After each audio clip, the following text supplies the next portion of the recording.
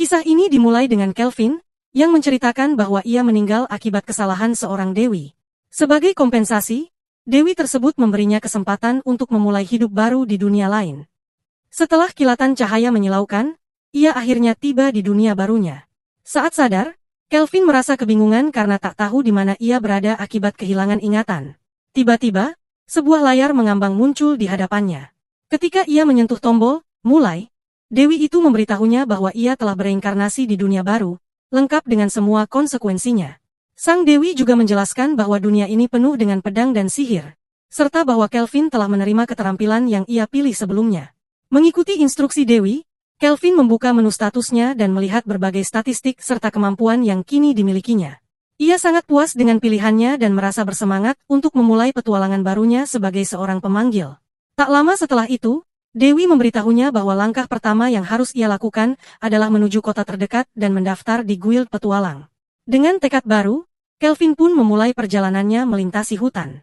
Dalam perjalanan, Kelvin bertanya pada layar mengambang yang kini menemaninya, apakah ia akan terus mendampinginya sepanjang petualangan.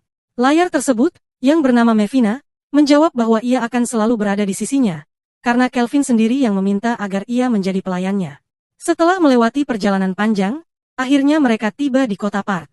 Di sana, Kelvin mulai menyadari fakta mengejutkan, bahwa kematiannya sebenarnya disebabkan oleh kesalahan dewa lain. Ia juga mengingat bahwa sebelum reinkarnasi, ia meminta Mevina, sang dewi reinkarnasi, untuk ikut campur dalam nasibnya. Namun, ia sama sekali tidak bisa mengingat seperti apa rupa Mevina. Saat berjalan-jalan di kota, Mevina menceritakan lebih banyak hal tentang dirinya kepada Kelvin. Ketika Kelvin melihat bayangannya di jendela toko, ia merasa sangat puas dengan penampilannya yang baru. Mevina kemudian menjelaskan bahwa kehilangan ingatannya adalah hasil dari keputusannya sendiri. Ia telah menukar memorinya dengan 2 poin keterampilan tambahan. Hal itu ia lakukan atas kehendaknya sendiri. Pada adegan berikutnya, Kelvin mendengar pernyataan mengejutkan dari Mevina, bahwa dalam kehidupannya sebelumnya, ia sebenarnya jatuh cinta pada sang dewi. Hal ini membuatnya penasaran, dan ia pun bertanya apakah ia bisa memanggil Mevina dalam wujud fisik. Sayangnya, Mevina menjawab bahwa itu mustahil, karena Kelvin belum memiliki ilmiah yang cukup untuk melakukannya. Akhirnya, mereka sampai di guild petualang, tempat Kelvin melihat banyak orang yang sedang mencari pekerjaan. Dengan penuh semangat, ia segera mengisi formulir pendaftaran sendiri. Saat itu, ia menyadari bahwa ia memiliki keterampilan dalam bahasa dan menulis. Namun, sebelum ia menyelesaikan pendaftarannya, Mevina menghentikannya dan memperingatkan agar ia benar-benar mempertimbangkan keputusannya. Kelvin mengetahui bahwa menjadi seorang infocador adalah sesuatu yang sangat langka. Biasanya hanya ada satu di setiap negara. Jika identitasnya diketahui, para penguasa pasti akan sangat tertarik padanya. Menyadari bahwa hal ini bisa menjadi masalah besar, ia pun memutuskan untuk mendaftar sebagai seorang mago untuk menyembunyikan kemampuannya yang sebenarnya. Saat mendaftar, seorang resepsionis menerima dokumennya dan memberikan kartu keanggotaan dengan rang F, karena ia baru saja bergabung. Sang resepsionis menjelaskan bahwa para petualang memiliki tingkatan yang berbeda, di mana F adalah yang paling rendah, sedangkan S adalah yang tertinggi. Selain itu, ia juga memberitahunya bahwa seorang petualang hanya dapat menerima pekerjaan satu tingkat di atas rangnya. Namun, jika gagal, mereka harus membayar denda. Oleh karena itu, Kelvin harus berhati-hati hingga berhasil menyelesaikan 10 misi agar bisa naik peringkat. Ia juga mendapat informasi bahwa mulai dari rang C, petualang harus mengikuti ujian untuk naik tingkat. Setelah mendapatkan penjelasan, Kelvin pun mencari pekerjaan yang sesuai dengan rang F. Berdasarkan saran Elvina, ia memilih misi untuk mengalahkan slime biru. Sebelum pergi, ia menyempatkan diri membeli sebuah tongkat kayu yang memiliki sedikit energi sihir, meskipun hampir menghabiskan seluruh uangnya. Ketika tiba di lokasi perburuan, Kelvin menggunakan kemampuannya untuk menganalisis dan mengumpulkan informasi tentang targetnya. Setelah itu, ia bersiap untuk melakukan serangan. Melvina menjelaskan bahwa target invokasi harus menyetujui kontrak tersebut. Namun, untuk monster yang tidak bisa berbicara, ia harus terlebih dahulu menyerang dan melemahkan mereka tanpa membunuhnya sebelum menawarkan kontrak. Kelvin pun melancarkan serangannya, tetapi ia segera menyadari bahwa slime biru lebih sulit dikalahkan dari yang ia perkirakan. Mereka bergerak dengan sangat cepat dan lincah. Mengandalkan kecerdasan dan kecepatan reaksinya, Kelvin akhirnya berhasil melemahkan salah satu slime dan mencoba melakukan Pacto de Invocation. Namun, ia terkejut saat tubuhnya tiba-tiba melemah. Melvina kemudian menjelaskan bahwa setiap kali ia mencoba melakukan invokasi, ia akan kehilangan setengah dari total energi magisnya, terlepas dari apakah upaya itu berhasil atau tidak. Meskipun begitu, Kelvin tetap bertahan dan akhirnya berhasil menyelesaikan kontrak invokasi dengan sukses. Dengan penuh kebanggaan, ia memberi nama Kloto kepada makhluk barunya. Kini, dengan invokasinya yang pertama, petualangan Kelvin sebagai seorang mage yang sebenarnya baru saja dimulai. Kelvin akhirnya mengalami pengalaman pertamanya dalam melakukan pemanggilan dan menyadari bahwa ia dapat merasakan apa yang Kloto rasakan. Saat itu, ia menyadari bahwa Kloto sedang merasa sangat bahagia. Dengan rasa penasaran dan semangat, Kelvin pun memutuskan untuk memanggilnya untuk pertama kali. Tujuan pemanggilan ini bukan sekadar untuk mencoba kemampuannya, tetapi juga untuk membantunya menyelesaikan pekerjaannya. Ketika Kloto mengetahui bahwa tugasnya adalah membunuh dua dari spesiesnya sendiri, ia merasa sangat bersemangat. Baginya, ini adalah satu-satunya cara untuk naik level. Setelah melakukan pencarian, mereka berhasil menemukan lokasi dua slime yang tersisa. Kelvin pun segera menjelaskan rencana untuk memenangkan pertarungan. Begitu strategi sudah disusun, keduanya menyerang secara bersamaan dan dengan mudah mengalahkan lawan mereka. Kelvin terkejut melihat betapa kuatnya Kloto. Melvina kemudian mengungkapkan bahwa karena Kelvin adalah pemanggil kelas S, Kloto mendapatkan bonus 100 poin di semua statistiknya, membuatnya menjadi jauh lebih kuat dari yang ia bayangkan. Saat itulah Kelvin akhirnya memahami mengapa pemanggil sangat dicari dan dihormati. Melvina juga menambahkan bahwa Kelvin adalah satu-satunya pemanggil kelas S yang ada saat ini. Setelah pertarungan itu, Kelvin berjalan-jalan di kota dengan keuntungan yang ia dapatkan dari pekerjaannya. Dalam perjalanannya mencari penginapan yang direkomendasikan kepadanya, ia melewati sebuah lorong dan bertemu dengan seorang pedagang Buddha. Perhatiannya segera tertuju pada seorang elf yang terlihat sangat sedih. Ada sesuatu dalam sorot mata elf itu yang membuat Kelvin merasa iba. Adegan pun berganti ketika Kelvin akhirnya tiba di penginapan lagu spiritual, tempat yang telah direkomendasikan kepadanya. Claire, sang pemilik penginapan, menyambutnya dengan ramah. Setelah mendapatkan kamarnya, Kelvin sedikit kecewa karena tidak ada kamar mandi pribadi. Elvina kemudian memberitahunya bahwa hanya orang kaya yang bisa memiliki kamar mandi pribadi. Kelvin pun bertekad bahwa suatu hari nanti, ia akan tinggal di tempat yang memiliki fasilitas seperti itu. Dengan perut yang mulai keroncongan, ia akhirnya meninggalkan kamarnya untuk mencari makanan. Seiring waktu, berkat kemampuan penggandaan pengalaman, Kelvin dan Kloto naik level dengan cepat. Menyadari potensinya, Kelvin memutuskan untuk mempelajari kemampuan kamuflase kelas D dengan niat meningkatkannya hingga kelas B agar bisa hidup dengan lebih tenang. Kemudian, ia menuju ke Grammy, di mana Ange menyambutnya dengan ucapan selamat karena telah naik ke rang E. Namun, Ange juga mengungkapkan keheranannya karena Kelvin masih belum membentuk kelompok petualang. Dalam hatinya, Kelvin menyadari bahwa ia tidak bisa membentuk kelompok, karena itu akan mengungkapkan rahasianya sebagai tukang sentuh. Meskipun ia tidak ingin menarik perhatian, kenaikan levelnya tetap menjadi sesuatu yang sulit untuk tidak diperhatikan oleh orang-orang di sekitarnya. Kelvin mulai menjadi perbincangan di antara para petualang setelah kenaikan peringkatnya. Bahkan, ada yang berspekulasi bahwa ia mungkin seorang penyihir dari istana kerajaan lain yang melakukan kesalahan besar. Lalu salah satu petualang, penasaran dan bertanya langsung kepadanya. Namun, Kelvin dengan tenang menjawab bahwa ia tidak bisa membicarakan masa lalunya. Setelah itu, ia meminta pekerjaan dengan peringkat D, yang langsung menyela dan menyarankan agar Kelvin menghadapi ksatria hantu gelap sebagai tugasnya. Kemudian memberikan selamat atas kenaikan peringkatnya, sambil membanggakan pengalamannya sebagai petualang senior. Namun, Kelvin tidak terlalu tertarik dengan perayaan itu dan malah bertanya siapa kau sebenarnya. Dengan percaya diri memperkenalkan dirinya sebagai Chashel, seorang petualang kelas D yang terkenal. Keberadaan Chashel menarik perhatian banyak orang karena mereka percaya bahwa ia sebenarnya cukup kuat untuk mencapai peringkat B. Selain itu, ia dikenal suka menyingkirkan pendatang baru. Meskipun demikian, Chashel tetap tidak memperdulikan rumor yang beredar dan justru menawarkan Kelvin untuk bergabung dengan kelompoknya dalam perburuan ksatria hantu gelap. Namun, sebelum Kelvin bisa memberikan jawaban, Ange menyela dan memperingatkan bahwa makhluk tersebut jauh lebih berbahaya dari yang dikira, meskipun misinya diklasifikasikan sebagai peringkat D. Kelvin, yang tampaknya tidak peduli dengan kekhawatiran orang lain, dengan tegas menolak tawaran Chashel. Sebagai gantinya, ia menggunakan klinisnya untuk menganalisis Chashel dan menemukan bahwa pria itu memiliki gelar pembunuh. Menyadari bahaya tersembunyi ini, Kelvin mulai waspada. Chashel, yang tidak menerima penolakan dengan mudah, terus mencoba meyakinkan Kelvin untuk ikut dengannya. Akhirnya, Kelvin mengusulkan sebuah kompetisi. Siapa yang bisa mengalahkan ksatria hantu gelap lebih dulu? Chashel, yang dikenal memiliki ego tinggi, langsung menerima tantangan itu dan segera pergi untuk membuktikan dirinya. Sementara itu, Kelvin merasa puas karena berhasil mendapatkan apa yang diinginkannya. Tetapi di sisi lain, ia juga merasa penasaran dengan kelompok Chashel. Di sisi lain, Chashel mendekati salah satu anggota timnya dan menanyakan pendapatnya tentang Kelvin. Anggota timnya, ia peringkat C, dengan ragu mengungkapkan bahwa ia tidak bisa membaca statistik Kelvin sama sekali, yang menandakan betapa kuatnya pemuda itu. Sementara mereka berdiskusi, seorang rekan mereka, Erlos, meminta izin kepada Chashel untuk melawan Kelvin, ingin memberinya pelajaran seperti yang ia lakukan terhadap petualang baru sebelumnya. Namun, Chashel menolak permintaan itu dan dengan santai menjelaskan bahwa ia telah menerima tantangan dari Kelvin, menunjukkan betapa seriusnya ia dalam persaingan ini. Dalam perjalanan menuju kastil roh jahat, Gimol dan Rak tidak dapat menyembunyikan keterkejutan mereka ketika melihat semua monster telah terbunuh. Kelompok Chashel yang juga berada di tempat itu sama terkejutnya. Namun, situasi menjadi semakin menegangkan ketika Kelvin mengungkap identitasnya, membuat kelompok lain mengira bahwa mereka telah mengetahui kemampuan tersembunyinya. Sementara itu, Kelvin dengan tenang menunjukkan sebuah pintu, meyakini bahwa di baliknya terdapat seorang ksatria.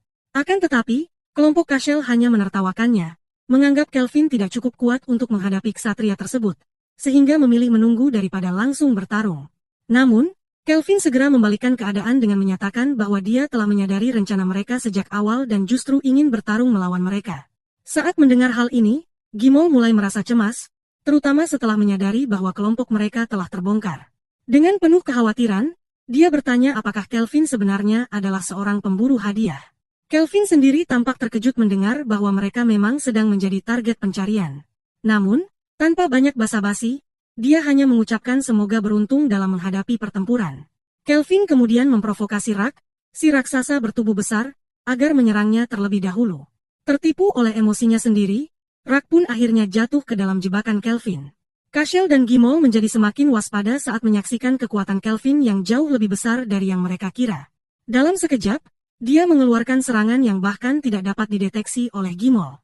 Melihat hal ini, Gimol memutuskan untuk melarikan diri karena menyadari bahwa ada sesuatu yang disembunyikan oleh pemuda itu.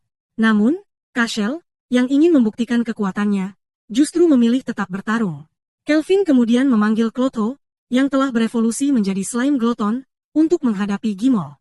Ketika melihat makhluk itu, Gimol dipenuhi ketakutan dan berusaha melarikan diri. Kelvin pun teringat bagaimana dia beberapa hari yang lalu dikejutkan oleh evolusi Klotho yang hampir mencapai tingkat Raja Iblis legendaris. Sementara itu, Klotho dengan mudah mengalahkan musuhnya, yang membuat Rak semakin marah. Dengan kekuatan luar biasa, Rak berhasil membebaskan diri dari jebakan Kelvin. Namun, saat dia berusaha menyerang Klotho, slime tersebut dengan mudah menaklukkannya. Di saat yang sama, Chashel mencoba mendekati Kelvin dengan niat menyerang. Namun, Kelvin tanpa kesulitan sedikit pun mengalahkannya dan meninggalkan luka yang cukup parah. Saat menyadari bahwa kelompok Chashel lebih sering memburu petualang dibanding monster, untuk meningkatkan level mereka dengan cepat, Kelvin merasa jijik. Dia pun menegur mereka dengan keras dan menyatakan bahwa mereka akan dibawa ke guild, untuk mempertanggungjawabkan perbuatan mereka. Setelah menyelesaikan masalah tersebut, Kelvin beralih ke tujuan berikutnya, menghadapi ksatria kegelapan bernama Gerat. Namun, alih-alih langsung menyerang, Kelvin justru merasakan kegembiraan luar biasa saat membayangkan Gerat menjadi bagian dari timnya. Dengan penuh percaya diri, dia memperkenalkan dirinya dan menawarkan sebuah kontrak pemanggilan. Gerat, yang tampak misterius dan penuh aura kegelapan, menerima tawaran itu dengan penuh ketertarikan. Kelvin dengan ramah memulai percakapan dengan Gerat, menceritakan tentang kehidupannya. Setelah berbicara cukup lama, Kelvin mengingatkan niatnya untuk membuat perjanjian dengan Gerat. Menyadari peluang ini, Gerat berpikir bahwa melayani raja lain bisa menjadi keputusan yang baik. Namun, sebelum menerima perjanjian tersebut, ia menantang Kelvin untuk membuktikan kemampuannya dalam pertempuran. Dalam duel yang sengit, keduanya terkejut dengan kekuatan lawan masing-masing. Tiba-tiba, di tengah tekanan serangan Kelvin, Gerat teringat kembali masa lalunya di negeri Alchald, yang pernah diserang dan dihancurkan dalam hitungan hari oleh bangsa elf. Karena itu, ia terpaksa meninggalkan tanah kelahirannya demi melindungi putrinya, Choni. Ingatan ini membakar semangat balas dendam dalam dirinya, memberinya kekuatan baru yang membuat Kelvin dan Klotho harus mengerahkan hampir seluruh energi mereka untuk menghadapi serangan langsung sang ksatria. Keesokan harinya, Kelvin menuju ke Gremio untuk menuntut hadiah atas tugasnya. Di sana, ia menerima pujian atas keberhasilannya menangani Gerat, serta kelompok Chashel, yang akhirnya dipenjara. Saat perayaan di Gremio berlangsung, Ange mendekatinya untuk mengabarkan bahwa ia akan mendapat promosi istimewa. Bahkan, Kepala Gremio sendiri ingin berterima kasih secara langsung karena Kelvin telah menuntaskan tugas yang luar biasa sulit. Dalam perjalanan untuk bertemu Kepala Gremio, terungkap bahwa Gerard akhirnya menerima perjanjian dengan Kelvin. Setelah itu, Kelvin akhirnya berjumpa dengan Leo, pemimpin Gremio, yang ternyata ingin menanyakan sesuatu yang mencurigakan. Leo mencurigai bahwa Kelvin berasal dari dunia lain, dan saat Kelvin menggunakan ojok menganalisis Leo, ia menyadari bahwa pria ini sangat kuat. Hal ini membuat Kelvin waspada, karena kini Leo mengetahui bahwa dirinya adalah seorang pemanggil. Saat mereka berbagi teh, Kelvin merasa sedikit cemas karena ia kini sedang diinterogasi. Ia berpikir bahwa seharusnya ia lebih berhati-hati dalam menyembunyikan identitasnya. Namun, Gerard menasihatinya untuk tetap tenang dan memanfaatkan situasi ini untuk menjalin hubungan dengan orang-orang yang bisa ia percayai. Mengikuti saran tersebut, Kelvin mencoba memuji Leo. Saat berbicara lebih hangat, Kelvin bertanya mengapa Leo tidak menghentikan kelompok Churchill lebih awal. Leo pun meminta maaf dan menjelaskan bahwa Churchill sebenarnya adalah seorang bangsawan, yang membuat situasi semakin rumit. Kelvin tahu bahwa negara ini memiliki kekuatan militer yang kuat, sehingga dia tidak bisa bertindak gegabah tanpa bukti. Namun, lawannya mengungkapkan bahwa dia sedang merencanakan sesuatu terhadapnya. Dengan wajah puas, lawannya juga mengakui bahwa dia senang karena tidak perlu terlibat secara langsung. Mendengar itu, Kelvin meminta agar dia langsung ke inti pembicaraan. Sang pemimpin kemudian menegaskan bahwa Kelvin seharusnya tidak melihatnya sebagai musuh, karena sebenarnya dia ingin menjadi teman. Pemimpin tersebut kemudian mengungkapkan bahwa dia pernah bertemu dengan orang-orang dari dunia lain sebelumnya, yang mengejutkan Kelvin karena ternyata ada lebih banyak orang sepertinya di sini. Leo, yang merupakan pemimpin itu, menyebutkan bahwa beberapa dari mereka adalah para pahlawan dari Kekaisaran Suci Drammis. Hal ini membuat Kelvin langsung teringat pada Mevina, sosok yang telah mereinkarnasikannya ke dunia ini. Sementara itu, Leo melanjutkan ceritanya, menjelaskan bahwa seorang pendeta dari Drammis pernah meramalkan bahwa Raja Iblis akan segera bangkit. Oleh karena itu, dia yakin bahwa meningkatnya agresivitas para monster di seluruh benua adalah tanda kembalinya ancaman besar tersebut. Karena itu, Leo ingin memusatkan perhatiannya pada mengalahkan Raja Iblis jika dia benar-benar telah kembali. Kelvin bertanya apakah yang diinginkan darinya adalah melindungi semua orang sebagai pengganti para pahlawan. Leo mengiyakan hal itu, menjelaskan bahwa hanya sedikit orang yang mampu menangani tugas dengan peringkat tinggi. Sebagai imbalannya, dia menawarkan kenaikan bayaran serta peningkatan peringkat, sehingga Kelvin bisa lebih bebas memilih tugas yang diinginkannya. Tawaran itu membuat Kelvin terkejut karena begitu banyak keuntungan yang diberikan. Namun, Leo akhirnya mengungkapkan niatnya yang sebenarnya, melontarkan ancaman halus dengan mengatakan bahwa dia akan memberi Kelvin kebebasan penuh jika dia menerima tawaran tersebut. Jika menolak, dia harus berhadapan dengan para bangsawan. Dengan kemampuannya, Leo berjanji akan membawa Kelvin ke puncak kekuasaan sebelum ada pihak lain yang memaksanya bergabung dengan tujuan yang berbeda. Setelah mempertimbangkan semuanya, Kelvin akhirnya setuju untuk bekerja sama. Malamnya, Kelvin kembali ke penginapan, di mana Claire menyambutnya dengan gembira dan memberi selamat karena dia telah naik ke peringkat B. Sebagai perayaan, Claire berjanji akan memberinya hadiah istimewa di malam hari, yang membuat Kelvin begitu antusias. Sementara itu, setelah makan siang di kamarnya, Kelvin meminta Mevina untuk menceritakan kisah para pahlawan yang telah dia reinkarnasikan. Mevina menjelaskan bahwa dia pernah mendengar pendeta berbicara tentang menemukan orang-orang berbakat dan membawanya ke dunia ini. Oleh karena itu, kemungkinan besar mereka semua kini telah mencapai tingkat kekuatan yang luar biasa. Dalam kelelahan yang mulai menyelimuti dirinya, Kelvin menyadari bahwa pertempuran melawan Gerard masih membekas dalam pikirannya. Ia begitu bersemangat memikirkan tentang pahlawan dan Raja Iblis, hingga ia meminta Kloto untuk menyerahkan hadiah yang telah disimpan dalam inventarisnya. Setelah itu, ia memutuskan untuk pergi berbelanja, tetapi yang mengejutkan, dalam perjalanan, ia mengungkapkan bahwa ia berniat membeli seorang budak. Hal ini mengejutkan para makhluk pemanggilnya. Saat berbincang dengan Gerard, Kelvin mengaku bahwa saat melihat seorang pedagang budak, ia teringat akan seorang budak yang pernah dibicarakan dengan Melvina. Ia sadar bahwa jika ingin menghadapi lawan sekuat Gerard, ia harus mengumpulkan kekuatan sebanyak mungkin. Selain itu, ia mengetahui bahwa para budak tidak dapat menggunakan poin keterampilan mereka tanpa izin tuannya. Oleh karena itu, ia harus mencari budak yang belum pernah memiliki tuan sebelumnya agar poin keterampilannya masih utuh. Setibanya di tempat pedagang budak, Kelvin menemukan seorang gadis setengah elf yang memiliki kutukan mengerikan. Siapapun yang menyentuhnya akan terbakar. Ia pun menggunakan Eye of Appraisal untuk menganalisis masalahnya dan menemukan bahwa gadis itu masih memiliki semua poin keterampilannya yang belum digunakan. Ia kemudian bertanya kepada pedagang budak mengenai cara untuk mematahkan kutukan tersebut. Setelah mendapatkan informasi yang diperlukan, ia pergi mencari seseorang yang bisa membantunya. Beberapa saat kemudian, Kelvin kembali ke tempat pedagang budak dan meminta untuk membeli gadis setengah elf itu. Pedagang tersebut terkejut, mengingat bahayanya kutukan yang ia miliki, tetapi Kelvin tetap bersikeras hingga akhirnya berhasil membelinya. Saat keluar dari kandang budak, gadis setengah elf itu tampak terkejut melihat dunia luar. Dengan mata berbinar penuh rasa syukur, ia memperkenalkan dirinya sebagai Evil. Ia menceritakan bahwa sejak lahir ia sudah menjadi budak karena dijual begitu saja akibat kutukannya. Namun, tanpa ragu, Kelvin mendekatinya dan langsung menyembuhkan kutukannya. Evil pun menangis haru, menyadari bahwa ia akhirnya bebas dari kutukan yang selama ini membuatnya tak bisa mendekati siapapun. Kelvin kemudian mengungkapkan bahwa ia telah menggunakan semua poin keterampilan yang tersisa untuk mempelajari Blessing Rang A, sebuah kemampuan yang memungkinkannya menyembuhkan kutukan itu. Malamnya, Kelvin kembali ke penginapan dan meminta Cire untuk mencarikan pakaian untuk Evil. Setelah makan malam, Cire, yang tampak kesal, dengan nada bercanda langsung menyetujui permintaannya.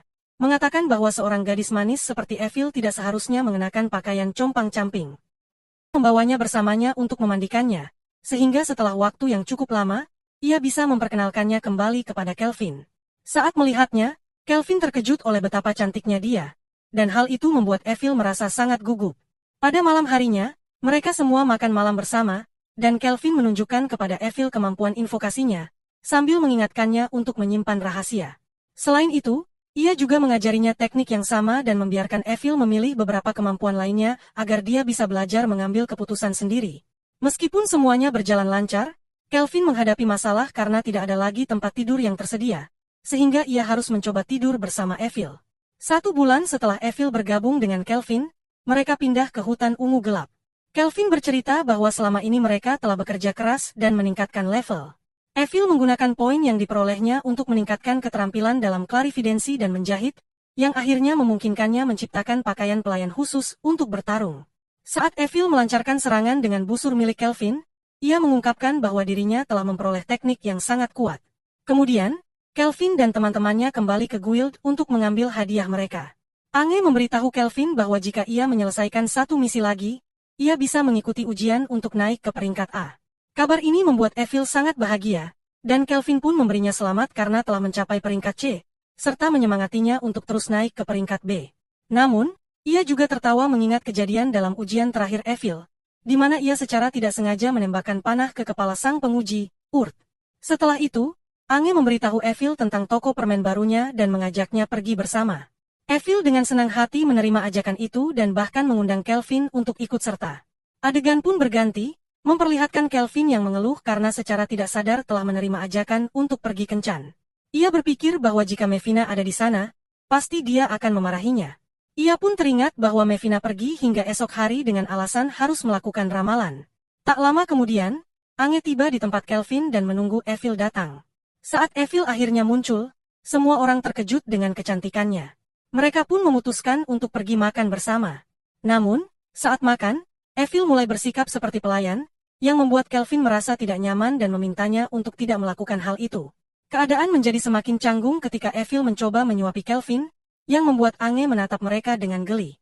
Di kota Part yang ramai, Kelvin memutuskan untuk mengambil tindakan sendiri, yang tanpa diduga membuat Kelvin menjadi heboh.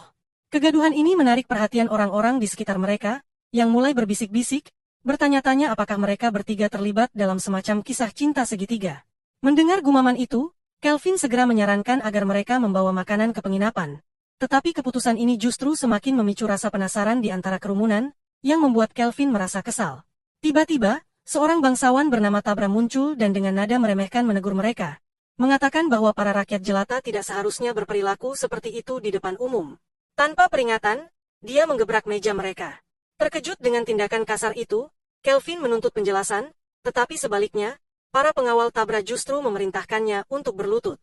Merasa didukung oleh pengawalnya, Tabra mulai mengalihkan perhatiannya kepada Evil, menuntut agar mereka menyerahkan diri dengan janji akan mengampuni kesalahan mereka. Namun, Kelvin tidak tinggal diam. Dengan mudah, dia menggunakan kekuatannya untuk mengalahkan para pengawal tersebut, membuat Tabra gemetar ketakutan. Menyadari bahwa ada sesuatu yang mencurigakan, Kelvin mulai menginterogasi Tabra tentang alasannya berada di park. Awalnya enggan menjawab, tekanan yang diberikan Kelvin akhirnya membuatnya mengaku bahwa ia datang untuk mencari Leo, seorang petualang hebat yang kabarnya tinggal di kota ini. Terkejut dengan pernyataan itu, Kelvin mencemooh Tabra, mengatakan bahwa untuk seorang pangeran, pengawalnya sangat lemah. Tabra pun menjelaskan bahwa di negeri Tren, hanya mereka yang memiliki bakat luar biasa yang bisa berkuasa, dan karena ia tidak memenuhi standar tersebut, ia ingin merekrut seorang petualang tangguh untuk membangun kejayaannya. Saat itu, Kelvin tanpa ragu mengungkapkan bahwa petualang hebat yang dicari Tabra sebenarnya adalah Kelvin sendiri. Mendengar hal ini, sang pangeran dengan angkuh menuntut agar Kelvin melayaninya. Namun, tanpa basa-basi, Kelvin menolak mentah-mentah dengan menghajarnya, menegaskan bahwa ia tidak akan pernah tunduk pada siapapun, bahkan jika itu adalah perintah dari seorang pangeran. Sementara itu, di tempat yang jauh, di dalam katedral suci Kekaisaran Dram, seorang pendeta wanita memanggil Mevina. Begitu Mevina tiba, hal pertama yang ia tanyakan adalah tentang keadaan para pahlawan. Cholet, yang bertanggung jawab atas mereka, meyakinkan bahwa semuanya dalam kondisi baik, yang membuat Mevina merasa lega melihat perkembangan mereka. Setelah itu, Mevina menjalankan perannya sebagai orakel dan mengungkapkan bahwa ia merasakan kehadiran kekuatan jahat di benua barat. Untuk mengatasi ancaman ini, ia meminta agar para pahlawan segera dikirim ke sana, tetapi dengan satu peringatan, mereka tidak boleh mendekati park. Cholet bersumpah akan mematuhi perintah itu dan segera menyampaikan pesan tersebut kepada para pahlawan. Sementara itu, di malam yang sunyi, Evil mendekati Kelvin dan dengan tulus mengucapkan terima kasih atas penyelamatannya. Namun, bukannya menerima ungkapan terima kasih itu, Kelvin meminta maaf karena tidak tidur bersama. Namun ketika Evil mendengar bahwa ia ingin tidur di tempat terpisah, ia merasa ragu dan bertanya apakah Kelvin benar-benar tidak menganggapnya menarik. Namun, ketika Kelvin melihat Evil mulai menangis, ia segera menjelaskan bahwa seorang perempuan harus memiliki hak untuk memilih dengan siapa ia ingin bersama, dan bukan karena merasa terpaksa hanya karena dia adalah miliknya. Mendengar kata-kata tersebut, Evil mengakui bahwa ia tidak hanya menginginkan Kelvin sebagai gurunya, tetapi juga sebagai seorang pria yang dicintainya, dan itulah alasan ia lebih menginginkannya daripada siapapun. Mendengar pernyataan tersebut, Kelvin pun mengungkapkan bahwa Evil adalah gadis tercantik yang pernah ia temui. Dengan penuh kebahagiaan, Evil langsung memeluknya erat. Keesokan harinya, Kelvin mulai meneliti informasi yang mereka miliki tentang para pahlawan. Evil dan anggota kelompok lainnya mulai meragukan kekuatan para pahlawan, karena mereka ternyata memiliki level yang cukup rendah. Kelvin merasa kecewa, karena ia berharap para pahlawan memiliki level 100. Ia mulai bertanya-tanya apa yang sebenarnya telah mereka lakukan selama ini. Melvina pun ikut mengungkapkan rasa kecewanya dan mulai meragukan apakah mereka benar-benar memiliki kemampuan untuk mengalahkan Raja Iblis. Namun, pembicaraan mereka tiba-tiba terhenti ketika Claire datang mencarinya. Claire membawa kabar dari Serikat Petualang, sehingga Kelvin segera pergi untuk menemui mereka. Setibanya di sana, Leo memberitahunya tentang kemunculan iblis di sebuah lokasi rahasia yang tersembunyi di dalam Gua Sang Pertapa, tempat yang sebelumnya tidak diketahui. Kelvin terkejut ketika mengetahui bahwa para petualang yang dikirim untuk menyelidiki tempat itu ternyata kembali dalam keadaan hidup. Namun, Leo menjelaskan bahwa iblis tersebut masih tersegel, dan itulah alasan mengapa ia meminta Kelvin untuk ikut melihatnya. Menurut perkiraan, iblis itu bisa saja memiliki peringkat S. Saat Kelvin masih ragu untuk menerima tugas ini, Leo memanipulasinya dengan memberitahu bahwa seorang penjahat telah menyerang Pangeran Tren, yang dapat menyebabkan konflik besar. Karena bujukan tersebut, Kelvin akhirnya menerima misi tanpa ragu. Bersama teman-temannya, Kelvin akhirnya tiba di gua tersebut dan bertemu dengan instruktur Urt serta kelompoknya. Urt memberitahu mereka bahwa mereka telah memasang penghalang sihir untuk mengawasi lokasi tersebut, meskipun mereka sendiri tidak yakin apakah itu cukup efektif untuk menahan iblis. Kelvin lalu memerintah mereka untuk tetap berjaga, sementara ia dan kelompoknya masuk lebih dalam untuk menyelidiki. Mereka berjalan cukup lama di dalam gua tanpa bertemu satupun musuh, membuat Kelvin mulai merasa ada sesuatu yang mencurigakan. Tak lama kemudian, mereka tiba di depan sebuah pintu, dan Kelvin bisa merasakan dua keberadaan makhluk di dalamnya. Ketika mereka masuk, mereka melihat bahwa segel iblis itu masih utuh. Tetapi yang lebih mengejutkan adalah kehadiran musuh sebenarnya, Archdemon Victor, yang kini muncul di hadapan mereka dan memperkenalkan dirinya. Di hadapan mereka, Kelvin merasa terkesan karena seorang archienemigo biasanya memiliki peringkat yang jauh lebih tinggi dari seorang berang. Penasaran dengan identitas gadis yang baru saja dilihatnya, Kelvin bertanya kepada Victor, yang kemudian mengungkapkan bahwa gadis itu adalah putri Raja Iblis. Mevina, yang juga berada di sana, awalnya mengira gadis tersebut adalah anak dari Gustav, Raja Iblis terakhir yang dikenal. Dia terkejut ketika mengetahui kebenarannya, sebab selama ini dia sama sekali tidak menyadari keberadaan gadis tersebut. Victor menjelaskan bahwa Putri Raja Iblis memang sengaja dirahasiakan dari dunia luar. Dengan penuh semangat, dia mengungkapkan kekagumannya terhadap manusia yang memiliki kekuatan luar biasa seperti Kelvin. Namun, di balik perbincangan itu, Victor mengungkapkan sebuah kenyataan yang mengejutkan. Kelvin telah masuk ke dalam perangkap. Satu-satunya yang bisa memecahkan segel iblis adalah manusia, dan Victor bermaksud memanfaatkan hal itu. Namun, alih-alih ingin membebaskan iblis tersebut, Victor justru memiliki niat yang berbeda. Dia ingin memakan mereka untuk menyerap kekuatan mereka, berkat kemampuannya yang disebut gula, yang memungkinkannya mencuri karakteristik dari target yang dikonsumsinya. Kelvin mulai menyusun dugaan bahwa tujuan Victor adalah menjadi manusia agar bisa membebaskan iblis tersebut dan menjadikannya sebagai Raja Iblis baru. Namun, Victor menepis dugaan itu dan menjelaskan bahwa julukan sebenarnya adalah Sang Pelahap. Dia tidak berniat membebaskan iblis, justru sebaliknya, dia ingin memakannya. Karena keterikatannya dengan makhluk itu, kemampuan gulanya akan berkembang ke tingkat yang lebih tinggi, cukup untuk menjadikannya Raja Iblis yang baru. Di sisi lain, Kelvin justru semakin bersemangat untuk bertarung melawan Victor, yang jelas memiliki kekuatan luar biasa. Archidemonio, yang mengamati reaksi Kelvin, merasa terhibur dan memutuskan untuk memperlihatkan sesuatu yang mungkin akan sangat menarik baginya. Dengan sihir hitamnya, Victor membangkitkan tentara kematian dan menghidupkan kembali mayat-mayat yang ada di sekitarnya. Pasukan Hades kemudian menyerang Kelvin, namun dengan mudah mereka dikalahkan. Gerak, salah satu anggota kelompok Kelvin, segera menerjang sisa pasukan dan meminta Kelvin untuk mendukungnya, meskipun mereka masih tertinggal dalam pertarungan. Archidemonio, yang menyaksikan bagaimana pasukannya dihancurkan dengan begitu mudah, semakin terkesan dengan gaya bertarung kelompok Kelvin. Dia bahkan mengungkapkan bahwa sejak awal dia telah menilai Kelvin sebagai seseorang yang kecanduan pertarungan.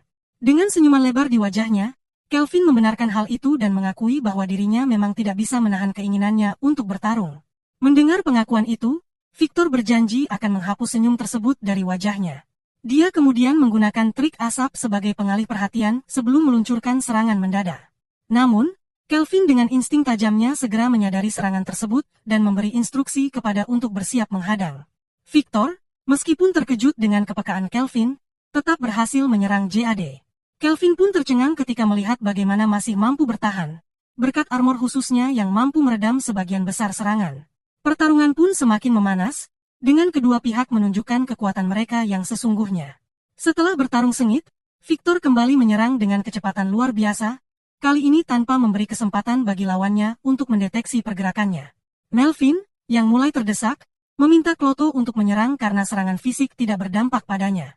Meskipun Kelvin dan Gerak mengombinasikan serangan mereka, sang Archidemon tetap terlalu kuat dan berhasil melepaskan diri. Saat Victor merasa yakin akan kemenangannya, Kelvin segera memerintahkan Evil untuk menyerang. Victor, yang gagal mendeteksi kamuflase Evil, terpaksa mengorbankan lengannya demi menghentikan panah api tersebut. Kesempatan itu dimanfaatkan oleh Gerak, yang langsung menyerang dan memotong lengannya sekali lagi.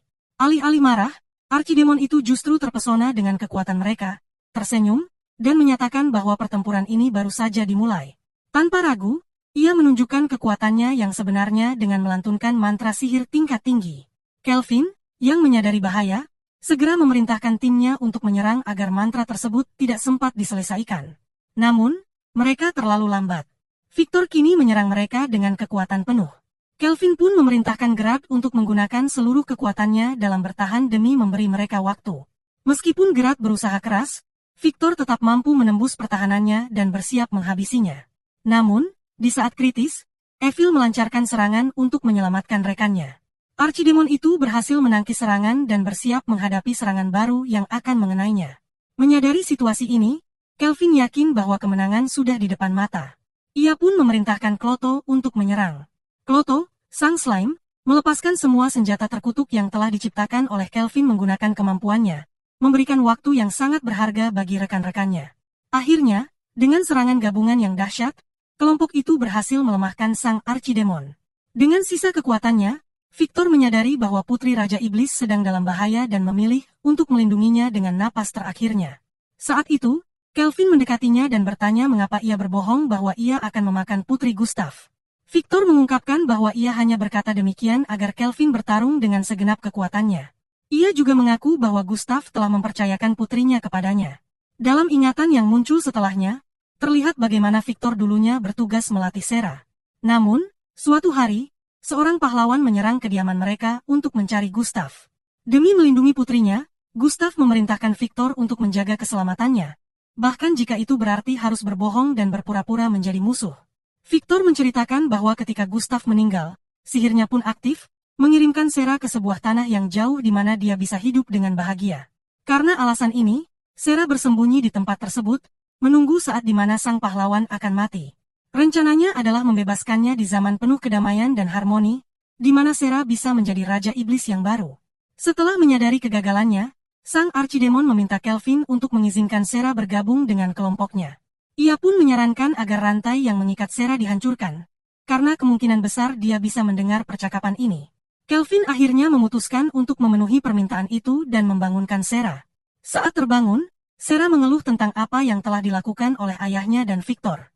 Setelah itu, Kelvin kembali kepada Urt dan melaporkan bahwa mereka telah mengalahkan sang demon. Urt, yang penasaran dengan gadis yang dibawa oleh Kelvin, bertanya siapa dia. Kelvin menjelaskan bahwa gadis itu adalah seseorang yang dulu dirasuki oleh iblis ketika disegel. Untuk menyembunyikan identitas aslinya, mereka menggunakan jepit rambut penyamaran peninggalan Gustav, sehingga gadis itu bisa menyembunyikan sayap dan tanduknya dengan jelas.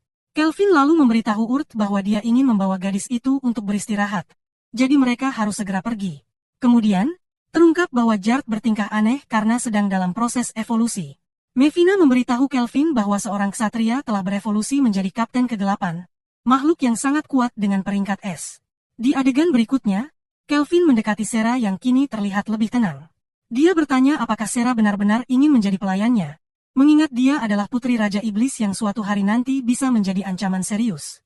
Namun, Kelvin meyakinkannya bahwa dia memiliki kemampuan kamuflase tingkat S, sehingga tak ada yang bisa mengenalinya. Sera masih terkejut karena Kelvin berhasil mengalahkan Victor. Bertanya apakah dia adalah seorang pahlawan. Namun, Kelvin hanya tersenyum dan menjawab bahwa dia bukan pahlawan, melainkan hanya seorang petualang yang suka bertarung. Kemudian, dia mengajak Sera untuk pergi ke kota. Namun, Sera tampak ragu dan ketakutan karena dia tidak pernah meninggalkan mansionnya. Melihat hal itu, teman-temannya berusaha menyemangatinya. Akhirnya, mereka semua tiba di kota Par, yang langsung membuat Sera terkesima dengan keindahannya. Kelvin dan kelompoknya berbincang tentang berbagai toko yang ada di tempat itu. Setelahnya, ia memerintahkan Evil untuk mengantarkan Sera ke penginapan sementara ia sendiri pergi untuk melaporkan diri di guild. Saat malam tiba, terungkap bahwa Kelvin telah mencapai peringkat A. Karena itu, saat ia kembali ke penginapan, ia disambut dengan sebuah pesta kejutan. Di tengah pesta, Kelvin mengetahui bahwa Urt ternyata sudah menikah dengan Claire. Setelah pesta usai dan semua orang tertidur, ia menyadari bahwa Sera tidak ada di kamar. Merasa khawatir, ia memutuskan untuk mencarinya. Akhirnya, ia menemukannya sedang duduk di luar, merenungkan kenangannya bersama Victor dan membayangkan masa depan yang baru. Keesokan harinya, Kelvin merasa gembira karena memiliki kemampuan pandai besi dengan peringkat S, sama seperti Phil dengan keterampilan menjahitnya. Ia ingin memperlihatkan kepada semua orang hasil kreasinya yang baru. Yang pertama adalah senjata untuk Sera, yakni Armor Queen Terror, dan selanjutnya adalah Dian Leif, pedang sihir yang dibuat khusus untuk Gerat, yang langsung berterima kasih kepadanya. Sementara itu, Sera penasaran dengan senjata yang akan digunakan oleh Kelvin dan Evil. Namun, Kelvin hanya menjawab bahwa hal itu baru akan terungkap saat mereka bertarung. Untuk saat ini, ia hanya ingin makan dan tidur. Evil dengan senang hati menawarkan diri untuk memasak untuknya, dan ia meminta sedikit nasi.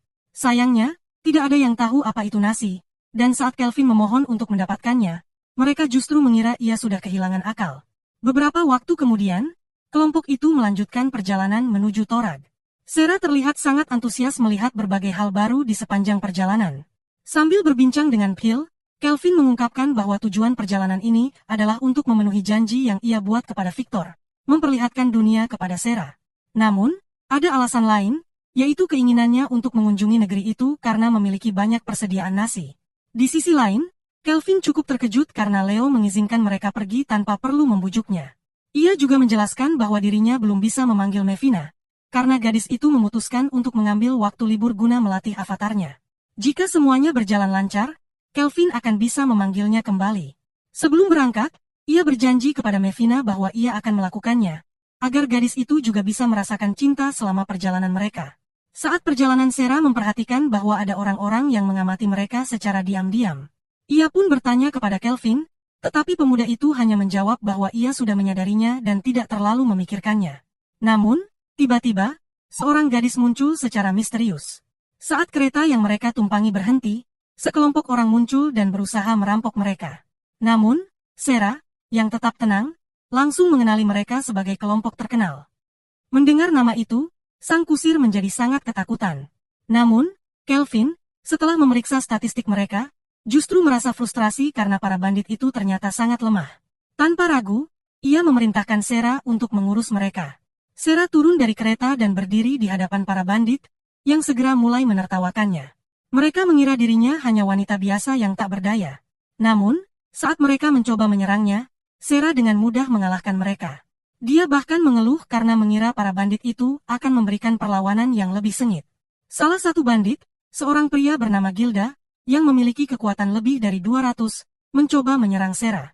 Namun, dengan satu tangan saja, Sarah berhasil menghentikannya tanpa kesulitan. Melihat hal itu, sang pemimpin bandit mulai gemetar ketakutan dan akhirnya menyerah.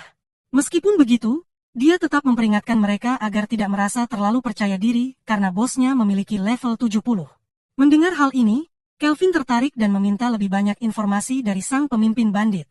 Setelah perjalanan, akhirnya mereka tiba di perbatasan Torak, negeri air, yang bagi Kelvin terlihat sangat mirip dengan Jepang kuno. Sementara itu, Sarah dan Evil tampak terpesona saat melihat laut untuk pertama kalinya. Dipenuhi semangat, Sarah meminta Kelvin untuk mengajarinya berenang bersama Evil. Kelvin setuju dan sedikit menyesali bahwa mereka harus segera menyerahkan para bandit ke pihak berwenang. Karena jika tidak, mereka bisa menghabiskan lebih banyak waktu di pantai. Setelah menangkap para bandit, mereka membawa mereka ke Gremio kota. Para anggota Gremio sangat berterima kasih karena mereka berhasil menangkap salah satu pemimpin bandit. Bahkan, kepala Gremio, seorang wanita bernama Mist, secara pribadi menyampaikan rasa terima kasihnya dan mengungkapkan bahwa Leo telah berbicara tentang mereka sebelumnya. Mist juga bercerita bahwa 20 tahun lalu, dia adalah bagian dari kelompok yang sama dengan Leo. Namun, percakapan berubah serius ketika Kelvin menyebutkan Viento Oscuro. Mist, yang awalnya terkejut mengetahui bahwa kelompok tersebut telah dikalahkan, akhirnya mengungkapkan bahwa orang yang sekarang mengambil alih kelompok itu adalah Christoph, seorang prajurit terkenal dari Tren. Mist menjelaskan bahwa Christoph kini terlibat dalam perdagangan manusia dan menculik orang untuk dijadikan budak. Mendengar hal itu, Sarah langsung marah dan bersumpah bahwa jika dia tahu keberadaan Christoph, dia akan segera menghabisinya. Mist lalu memberitahu bahwa Christoph saat ini berada di Torak dan dianggap sebagai pahlawan nasional, sehingga akan sulit untuk menyingkirkannya begitu saja. Kelvin memperingatkan kelompoknya bahwa jika mereka tidak berhati-hati, mereka bisa memicu konflik besar antara. Namun, Kelvin berusaha menenangkan Sarah. Sementara dalam pikirannya, ia meremehkan Christoph, yang hanya berada di level 70, dan tertawa mengejeknya. Kelvin mengeluh karena harus turun tangan, tetapi tiba-tiba sebuah ide muncul di kepalanya. Ia bertanya kepada Sarah apakah dia bisa mengidentifikasi 4 petualang kuat, dan setelah mendapatkan jawaban positif, Kelvin segera memberitahu Mist bahwa para pahlawan yang akan menangani Christoph dan kelompoknya sudah dipilih. Adegan berikutnya memperlihatkan Mist yang memberitahu Toya bahwa ia membutuhkan bantuannya untuk mengurus para bandit di daerah tersebut. Toya mempertimbangkan tawaran itu, tetapi teman-temannya mencoba menghentikannya karena mereka tidak ingin membuang waktu. Namun, Toya mengingatkan mereka bahwa ada orang-orang yang membutuhkan kekuatan seorang pahlawan. Sementara itu, Ho, yang sedang berjaga, membersihkan pisaunya sambil bersenandung. Setelah itu, ia berjalan menuju tempat para budaknya untuk memilih salah satu dari mereka, yakni Luka, yang akan dibawanya. Namun, tiba-tiba ia diinterupsi oleh Kelvin dan teman-temannya yang berhasil mencapai tempatnya. Ho, yang menyadari bahwa mereka adalah para prajurit yang mengalahkan rekannya, Charna, segera bersiap menyerang. Namun, sebelum ia sempat melakukan apapun, langsung mengalahkannya dengan mudah. Di adegan selanjutnya, Christoph menerima teguran keras karena mengganggu waktu istirahat. Ia melaporkan bahwa orang itu telah dikalahkan, yang membuat merasa kesal karena hal ini bisa membuat keberadaan mereka terungkap di negara lain. Kemudian menjelaskan bahwa ia telah mengirim orang untuk menyelidiki, sehingga mereka akan segera mengetahui situasi sebenarnya. Namun, tiba-tiba terdengar suara benturan keras di pintu kamar mereka, yang terbuka untuk memperlihatkan bandit yang telah dikalahkan. Tak lama kemudian, Kelvin dan kelompoknya menerobos masuk, mengejutkan para bandit yang langsung bertanya siapa mereka. Kelvin menatap Kristoff tanpa menyadari bahwa dialah orang yang sedang mereka hadapi. Sementara itu, Kristoff, yang kini menyadari bahwa mereka adalah orang-orang yang mengalahkan Charna, justru bersemangat untuk bertarung. Namun, Kelvin dengan tenang mengatakan bahwa Kristoff bukanlah lawannya yang sebenarnya, melainkan hanya sekadar pemanasan sebelum ia menghadapi musuh utamanya. Adegan berganti dan menampilkan para pahlawan yang semakin dalam menyusup ke markas bandit. Salah satu dari mereka mulai merasa khawatir karena tidak melihat siapapun di sekitar. Padahal sebelumnya mereka sudah diberitahu tentang keberadaan bandit di tempat tersebut. Dengan rasa penasaran yang mendalam, Toya meminta Setsuna untuk menggunakan kemampuan persepsinya guna mencari seseorang yang mungkin berada di sekitar. Dengan cepat, Setsuna melaporkan bahwa di depan mereka ada banyak orang yang berkumpul di satu tempat. Mendengar hal itu, Toya segera meminta kelompoknya untuk bergerak ke arah tersebut, dengan harapan mereka dapat menemukan orang-orang yang diculik. Setelah perjalanan yang penuh kewaspadaan, mereka akhirnya tiba di depan sebuah pintu misterius. Tidak ada yang tahu apa yang menanti di baliknya. Namun tanpa ragu, para pahlawan melangkah masuk. Begitu mereka melewati pintu, mereka bertemu dengan Kloto, seekor slime yang mereka curigai sebagai pelaku di balik penculikan banyak orang. Toya pun bersiap untuk menggunakan pedang suci guna menghabisi semua yang ada di hadapannya. Namun sebelum serangannya dilepaskan, luka tiba-tiba menghentikannya. Gadis kecil itu memberitahu mereka bahwa Kloto sebenarnya adalah peliharaan seseorang yang pernah menyelamatkan mereka. Hal ini tentu saja membuat seluruh kelompok terkejut. Dengan penuh rasa ingin tahu, Nana melangkah maju dan berbicara dengan Kloto, hingga akhirnya menyadari bahwa slime tersebut sebenarnya hanya menjalankan perintah untuk menjaga para tawanan. Kejadian ini semakin membuat Toya terkejut, terutama karena kelompok sebelumnya ternyata memiliki seorang penjinak monster, sesuatu yang sangat jarang ditemui. Namun, mereka tidak bisa berlama-lama di tempat itu. Mereka segera berlari mencari para aventur rang A, sesuai dengan pesan dari Ibu Luka, yang mengatakan bahwa para petualang itu masih membutuhkan bantuan karena masih banyak bandit berbahaya yang berkeliaran. Para pemimpin bandit ini dikenal kuat dan sangat berpengalaman dalam pertempuran. Setibanya di lokasi yang dimaksud, mereka malah menemukan Kristoff dan kelompoknya telah dikalahkan. Mereka menyadari bahwa mereka mungkin sudah datang terlambat. Saat sedang mencerna situasi, tiba-tiba terdengar suara dari ruangan lain. Dengan penuh kewaspadaan, mereka membuka pintu dan mendapati Kelvin bersama kelompoknya telah menunggu mereka. Kevin, yang melihat mereka masuk, mengejek dengan sinis. Ia mengatakan bahwa Kristoff dan kelompoknya begitu menyedihkan, karena hanya dengan satu serangan dari Rose, mereka langsung memohon ampunan dan menyerah tanpa perlawanan. Para pahlawan memperkenalkan diri satu persatu di hadapan Kelvin, menegaskan bahwa tugas mereka adalah melindungi masyarakat dari kejahatan. Namun, Kelvin, dalam peran jahatnya, hanya tertawa meremehkan mereka. Ia menantang Toya, mengatakan bahwa jika ingin benar-benar melindungi orang-orang, ia harus menjadi lebih kuat terlebih dahulu. Dalam upaya memprovokasi Toya, Kelvin mengusulkan sebuah pertempuran antara dirinya melawan mereka berempat, dengan kesepakatan bahwa pihak yang kalah harus memenuhi satu permintaan pihak yang menang. Para pahlawan awalnya merasa yakin bahwa mereka memiliki keunggulan, namun mereka menolak metode pertarungan seperti itu. Ya, salah satu anggota kelompok menganggap bahwa pertempuran seperti ini tidak adil dan justru terkesan pengecut. Oleh karena itu, ia menantang Kelvin dalam duel 1 lawan 1. Namun, sebelum keputusan diambil, Setsuna segera menghentikannya, karena ia merasakan ada sesuatu yang mencurigakan dalam rencana Kelvin.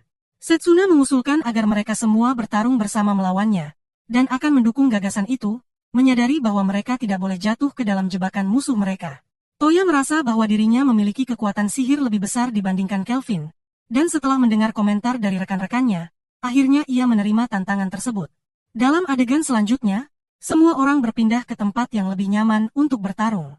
Sementara itu, Kelvin mengungkapkan kepada teman-temannya bahwa ia hampir tidak percaya rencananya berjalan dengan sempurna. Ia senang karena para pahlawan ternyata begitu mudah dipermainkan. Kemudian, ia memerintahkan Evil untuk membawa nampan berisi makanan agar mereka bisa menikmati pertarungan sambil bersantai. Evil segera mengikuti perintahnya, namun ia juga mengungkapkan kekhawatirannya, merasa bahwa sangat berbahaya bagi Kelvin untuk menghadapi para pahlawan sendirian, mengingat ia tidak terbiasa bertarung di garis depan. Namun, Kelvin hanya tersenyum dan menjelaskan bahwa ini adalah kesempatan baginya untuk melatih kelemahannya, yaitu bertarung melawan kelompok besar. Ia juga memperlihatkan senjata khusus yang dibuatnya sendiri, yang diberi nama pemakan kemampuan. Sementara itu, para pahlawan memperhatikan Kelvin dengan penuh kewaspadaan. Mereka mulai meyakini bahwa ia adalah sosok jahat yang harus dikalahkan. Dan karena itu mereka tidak boleh kalah darinya. Mereka segera bersiap dan memanggil kekuatan dari berkat peri. Toya langsung menyerang lebih dulu, berharap bisa mengambil keuntungan dari anggapan bahwa Kelvin hanyalah seorang penyihir. Namun, Kelvin berhasil mengejutkan mereka dengan mendekati Toya, menunjukkan bahwa dirinya bukan hanya sekadar seorang penyihir. Melihat itu, Nana segera menyerang dengan memanggil hewan peliharaannya, seekor naga bernama Moon, yang langsung meluncurkan semburan api ke arah Kelvin. Dengan kecepatan luar biasa, Kelvin berhasil menghindari serangan tersebut dan meningkatkan statistik kecepatannya, hingga bisa muncul di belakang Miyabi dalam sekejap. Kelvin lalu menggunakan senjata spesialnya, yang dibuat dari armor milik Victor, dan berhasil menyalin kemampuan pemikiran paralel. Para pahlawan mulai panik ketika melihat Miyabi pingsan seketika, sehingga mereka segera bergegas mendekatinya. Toya, yang marah melihat kondisi rekannya, melancarkan serangan pedangnya ke arah Kelvin, berniat untuk menghentikannya sekaligus mencari tahu apa yang telah terjadi pada Miyabi. Dipenuhi kemarahan, Toya kembali menyerang dengan penuh tenaga, berusaha mengenai Kelvin dengan pedangnya. Namun, Kelvin dengan mudah menangkis serangan tersebut dan terus memprovokasi Toya, membuatnya semakin kehilangan kendali. Dalam momen krusial, Toya berhasil membuat pedang Kelvin terjatuh dan bersiap memberikan serangan terakhir. Namun, Kelvin justru tertawa dan menunjukkan bahwa ia tidak hanya bisa bertarung dengan sihir atau senjata, tetapi juga dengan tangan kosong. Hal ini dimungkinkan karena Sera telah meminjamkan kepadanya kemampuan bertarung tingkat S. Sementara itu, Setsuna hanya bisa terkejut melihat bagaimana Toya terdesak dalam pertarungan yang seharusnya bisa dimenangkannya dengan mudah. Meskipun memiliki keterampilan pedang tingkat tinggi, Toya tetap mengalami kesulitan dalam pertarungan. Karena itulah, Setsuna memutuskan untuk mendukungnya. Menyadari hal ini, Kelvin segera menjauh dari Toya dan menggunakan sihirnya untuk mengubah medan pertempuran. Tiba-tiba, dinding-dinding batu raksasa menjulang tinggi di sekeliling mereka. Namun, Setsuna, yang melihat rintangan tersebut, langsung menggunakan kemampuannya, Sentu, untuk menghancurkannya dalam sekejap. Melihat bagaimana Setsuna dengan mudah menghancurkan dinding itu, Kelvin justru merasa senang karena baginya, dinding itu hanyalah pengalih perhatian. Tanpa ragu, Kelvin melancarkan serangan sihir langsung ke arah Toya, yang dengan refleks mencoba melindungi Setsuna. Terpukul oleh serangan tersebut, Toya, meskipun kesakitan, tetap berusaha menenangkan rekan-rekannya. Ia dengan penuh keyakinan mengatakan bahwa takdirnya adalah menyelamatkan dunia dan membawa perdamaian, sehingga seharusnya ia mampu mengalahkan seorang pengganggu seperti ini sendirian. Namun, mendengar kata-kata tersebut, Setsuna mulai menangis. Dengan emosi yang meluap, ia meninju Toya dan memintanya untuk sesekali memikirkan dirinya sendiri, bukan hanya beban dunia yang ia pikul. Ia kemudian mengingatkan bagaimana mereka bisa berada di tempat ini, semua berkat pemanggilan yang dilakukan oleh pendeta Colet. Dengan jujur, ia mengungkapkan bahwa awalnya ia merasa sangat takut, tetapi segalanya berubah saat melihat bagaimana mereka bekerja sama dan saling mendukung. Perkataan Setsuna menggugah hati para gadis lainnya. Mereka dengan penuh semangat mendukungnya dan mengatakan kepada Toya bahwa mereka harus lebih sering bekerja sama, karena tidak mungkin ia melakukan segalanya sendirian. Mendengar hal itu, Toya akhirnya sadar akan kesalahannya. Dengan wajah penuh penyesalan, ia meminta maaf kepada mereka karena telah bertindak gegabah dan mulai menyemangati timnya untuk bertarung bersama. Dalam sekejap, Toya melancarkan sihir, sebuah serangan cahaya yang bertujuan untuk membutakan lawan. Kelvin, yang terkejut dengan serangan itu, terpaksa mengakui bahwa ia kesulitan mendeteksi serangan tersebut. Melihat kesempatan ini, para pahlawan segera melancarkan serangan gabungan, berusaha mengubah jalannya pertempuran dengan kekuatan persatuan mereka. Kelvin akhirnya berhasil dilumpuhkan oleh para pahlawan, tetapi dia mengambil keputusan nekat dengan meledakkan dirinya sendiri untuk menjauhkan Toya dan Setsuna, yang mengalami luka akibat ledakan itu. Setelah berhasil membebaskan diri, Kelvin justru memuji kerja sama mereka dan meminta Nana serta Miyabi untuk segera melancarkan serangan. Sementara itu, Kelvin terus memberikan koreksi kepada para pahlawan, yang mendengarkannya dengan penuh keterkejutan. Mereka tidak menyangka bahwa seorang villain justru memberi mereka masukan. Namun, bukannya bersyukur, para pahlawan justru semakin marah. Kemarahan mereka membakar semangat bertarung, dan dengan kekuatan penuh, mereka kembali menyerang. Bukannya takut, Kelvin justru semakin bersemangat melihat perkembangan mereka. Serangan para pahlawan akhirnya membuat Kelvin kehilangan kendali atas pergerakannya. Kini, ia hanya bisa menyaksikan bagaimana mereka bersiap untuk memberikan serangan terakhir. Namun, sebelum serangan itu menghantamnya, Kelvin dengan cepat memanggil golem-golemnya untuk melindunginya selama 30 detik. Para pahlawan pun dibuat terkejut dengan strategi ini. Sementara perlindungan itu berlangsung, Kelvin mulai berkonsentrasi untuk menciptakan sihir baru dengan menggunakan kemampuan pemikiran paralel. Menyadari ancaman yang akan datang, Setsuna bergegas menyerang untuk menghentikannya, tetapi usahanya gagal. Kelvin berhasil menyelesaikan mantranya dan membebaskan diri. Meskipun gagal, Setsuna tidak mau menyerah begitu saja. Dia kembali menyerang dengan tekad yang lebih kuat. Sikap pantang menyerah ini membuat Kelvin terkesan, bahkan ia mengakui bahwa pertarungan ini adalah yang terbaik yang pernah ia alami dari kelompok mereka. Namun, meskipun Setsuna sudah berusaha semaksimal mungkin, Kelvin tetap lebih cepat. Miyabi pun terpaksa turun tangan, menggunakan kekuatan ogrenya untuk menyerang Kelvin. Namun, sekali lagi, Kelvin dengan mudah mengalahkannya. Menyadari betapa tangguhnya Kelvin, Nana meminta Toya untuk menyerang, sementara ia sendiri akan bertahan. Dengan keberanian tinggi, Nana maju bersama naganya, menggabungkan serangan dengan pertahanan menggunakan barrier yang kokoh, bertekad untuk memberikan perlawanan terakhir mereka terhadap Kelvin. Cerita ini kita masih melanjutkan anime Black Summoner kemarin. Sebelumnya Kelvin bertarung dengan para pahlawan, dan ia menyadari bahwa mereka cukup kuat namun memiliki kelemahan. Lalu apa yang terjadi selanjutnya? Apakah tim Kelvin menang atau tidak? Mari kita mulai saja ceritanya. Part kedua dimulai dari Kelvin menyadari bahwa lawannya memiliki pertahanan sebanding dengan miliknya, sehingga ia memutuskan untuk menggunakan penghalang untuk menyegel gadis muda itu, yang membuat kekalahannya lebih mudah. Tindakan ini memicu kemarahan Toya, yang langsung menyerang Kelvin sambil menegurnya, mempertanyakan mengapa ia tidak menggunakan seluruh kekuatannya untuk melakukan kebaikan. Namun, Kelvin dengan mudah mengalahkannya dan menegurnya kembali karena mencoba memaksakan ideologinya. Ia menekankan bahwa jika seseorang ingin mengubah dunia, cara terbaik adalah dengan menjadi jauh lebih kuat. Beberapa waktu kemudian, Toya akhirnya terbangun dan mendapati dirinya dikelilingi oleh teman-temannya. Ketika melihat Kelvin, ia kembali mencoba menyerang, tetapi Kelvin dengan sigap menghentikannya dan menjelaskan kejadian yang sebenarnya. Setelah menyadari bahwa semuanya hanyalah sebuah kesalahpahaman, Toya pun meminta maaf dan mengakui bahwa Kelvin adalah petarung terbaik di antara mereka.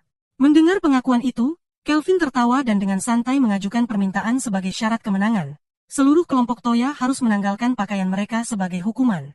Di adegan berikutnya, datang menemui Kelvin dan memberitahunya bahwa ia akan bertanggung jawab atas semua orang yang telah diselamatkan. Ia juga menginformasikan bahwa ia akan menginterogasi Kristoff dan kelompoknya, yang kini berada di dalam penjara, untuk menyelidiki hubungan mereka dengan Trizen. Sementara itu, para pahlawan sedang menjalani latihan dengan bertarung melawan seekor raksasa di dalam sebuah gua.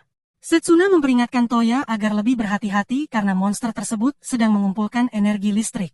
Menyadari potensi bahaya, Kelvin meminta Nana dan Miyabi untuk tetap waspada agar bisa mengubah air menjadi es jika diperlukan.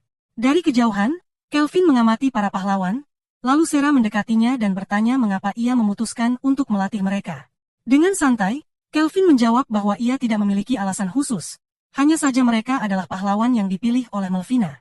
Merasa frustrasi dengan jawaban itu, Sera mengungkapkan bahwa ia mengira Kelvin melatih mereka demi membangun kesempatan untuk bertarung ulang dengannya. Kelvin yang mendengar hal itu justru tertarik dengan gagasan tersebut dan menganggapnya sebagai ide yang bagus.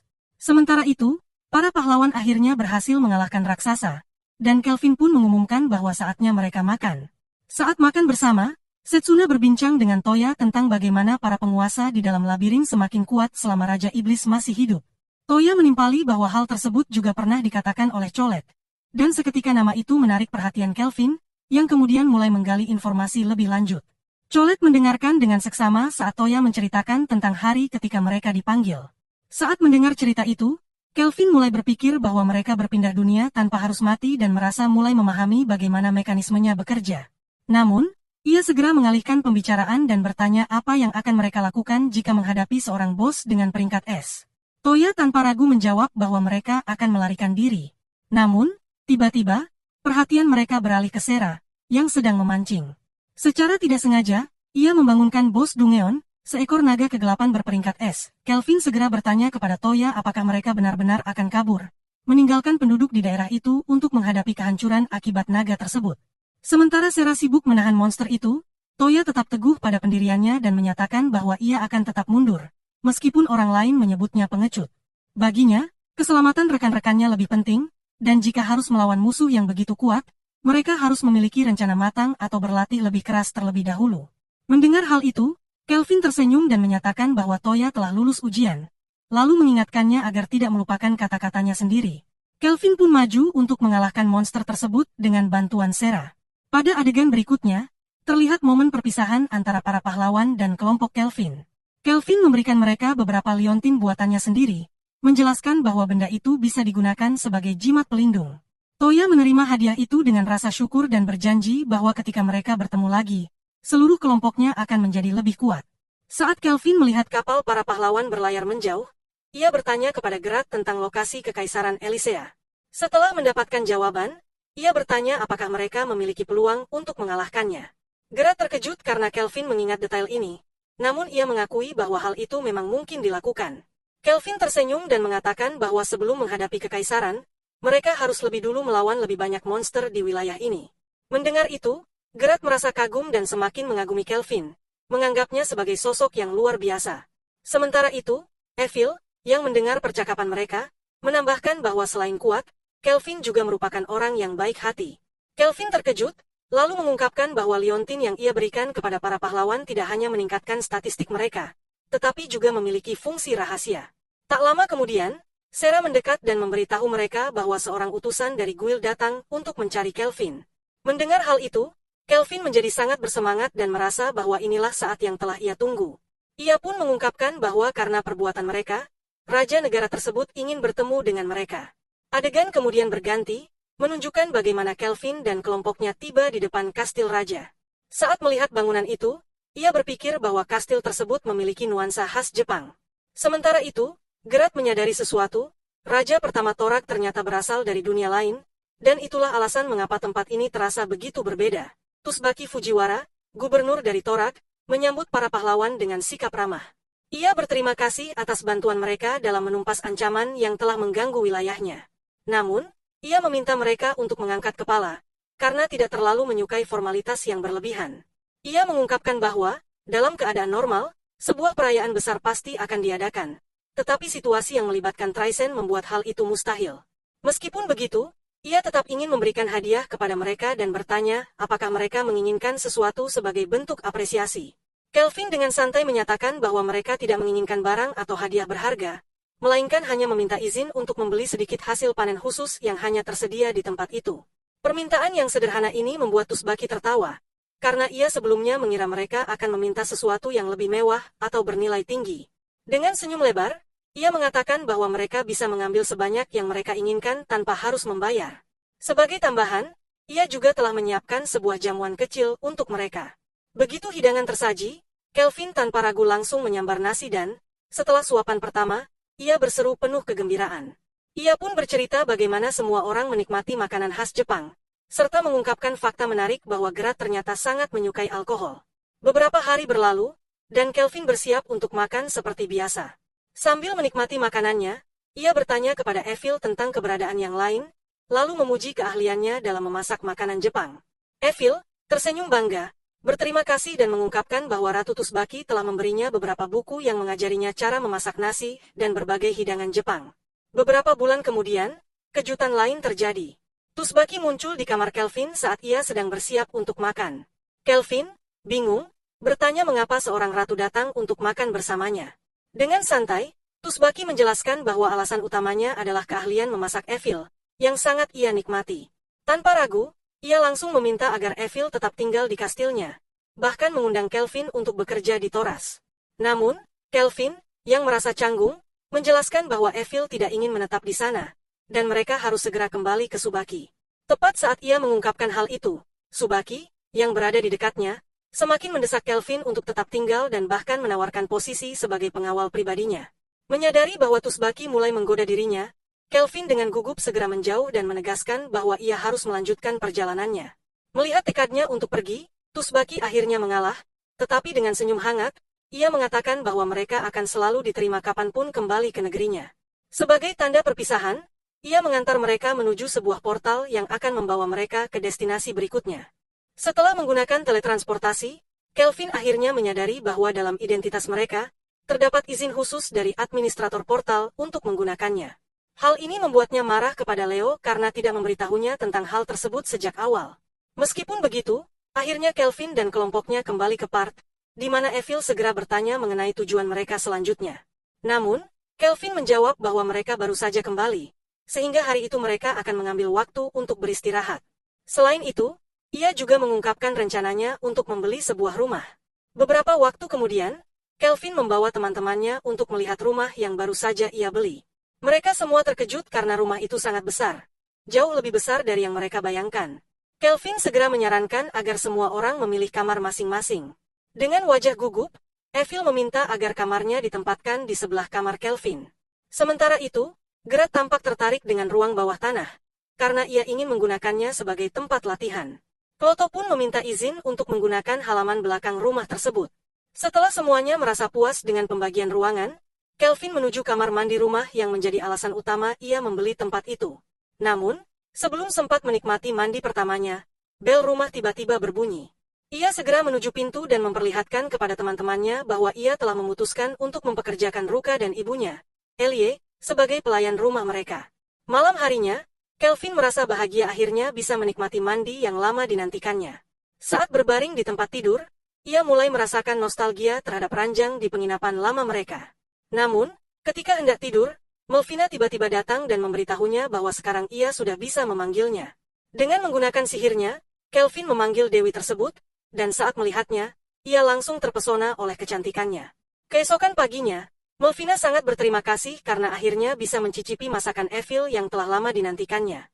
Ia juga mengungkapkan kekagumannya terhadap rumah mewah yang dibeli oleh Kelvin, tetapi juga mengeluhkan betapa sulitnya menemukan rumah itu karena mereka tidak lagi berada di penginapan.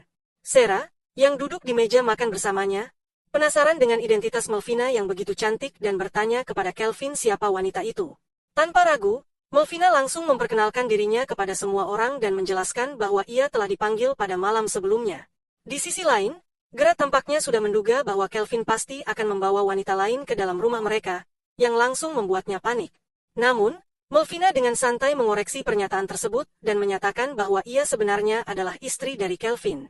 Pernyataan itu langsung membuat kekacauan, sementara Kelvin berusaha mati-matian menjelaskan bahwa itu tidak benar. Kemudian, saat mereka menikmati teh sore, Melvina ingin memberikan hadiah sebagai bentuk apresiasi kepada Kelvin karena telah berhasil memanggilnya. Melv, sebagai bentuk penghargaan atas keberhasilan yang telah dicapai, memberikan berkah istimewa kepada Dewi Reinkarnasi. Berkah ini memiliki dua keunggulan utama.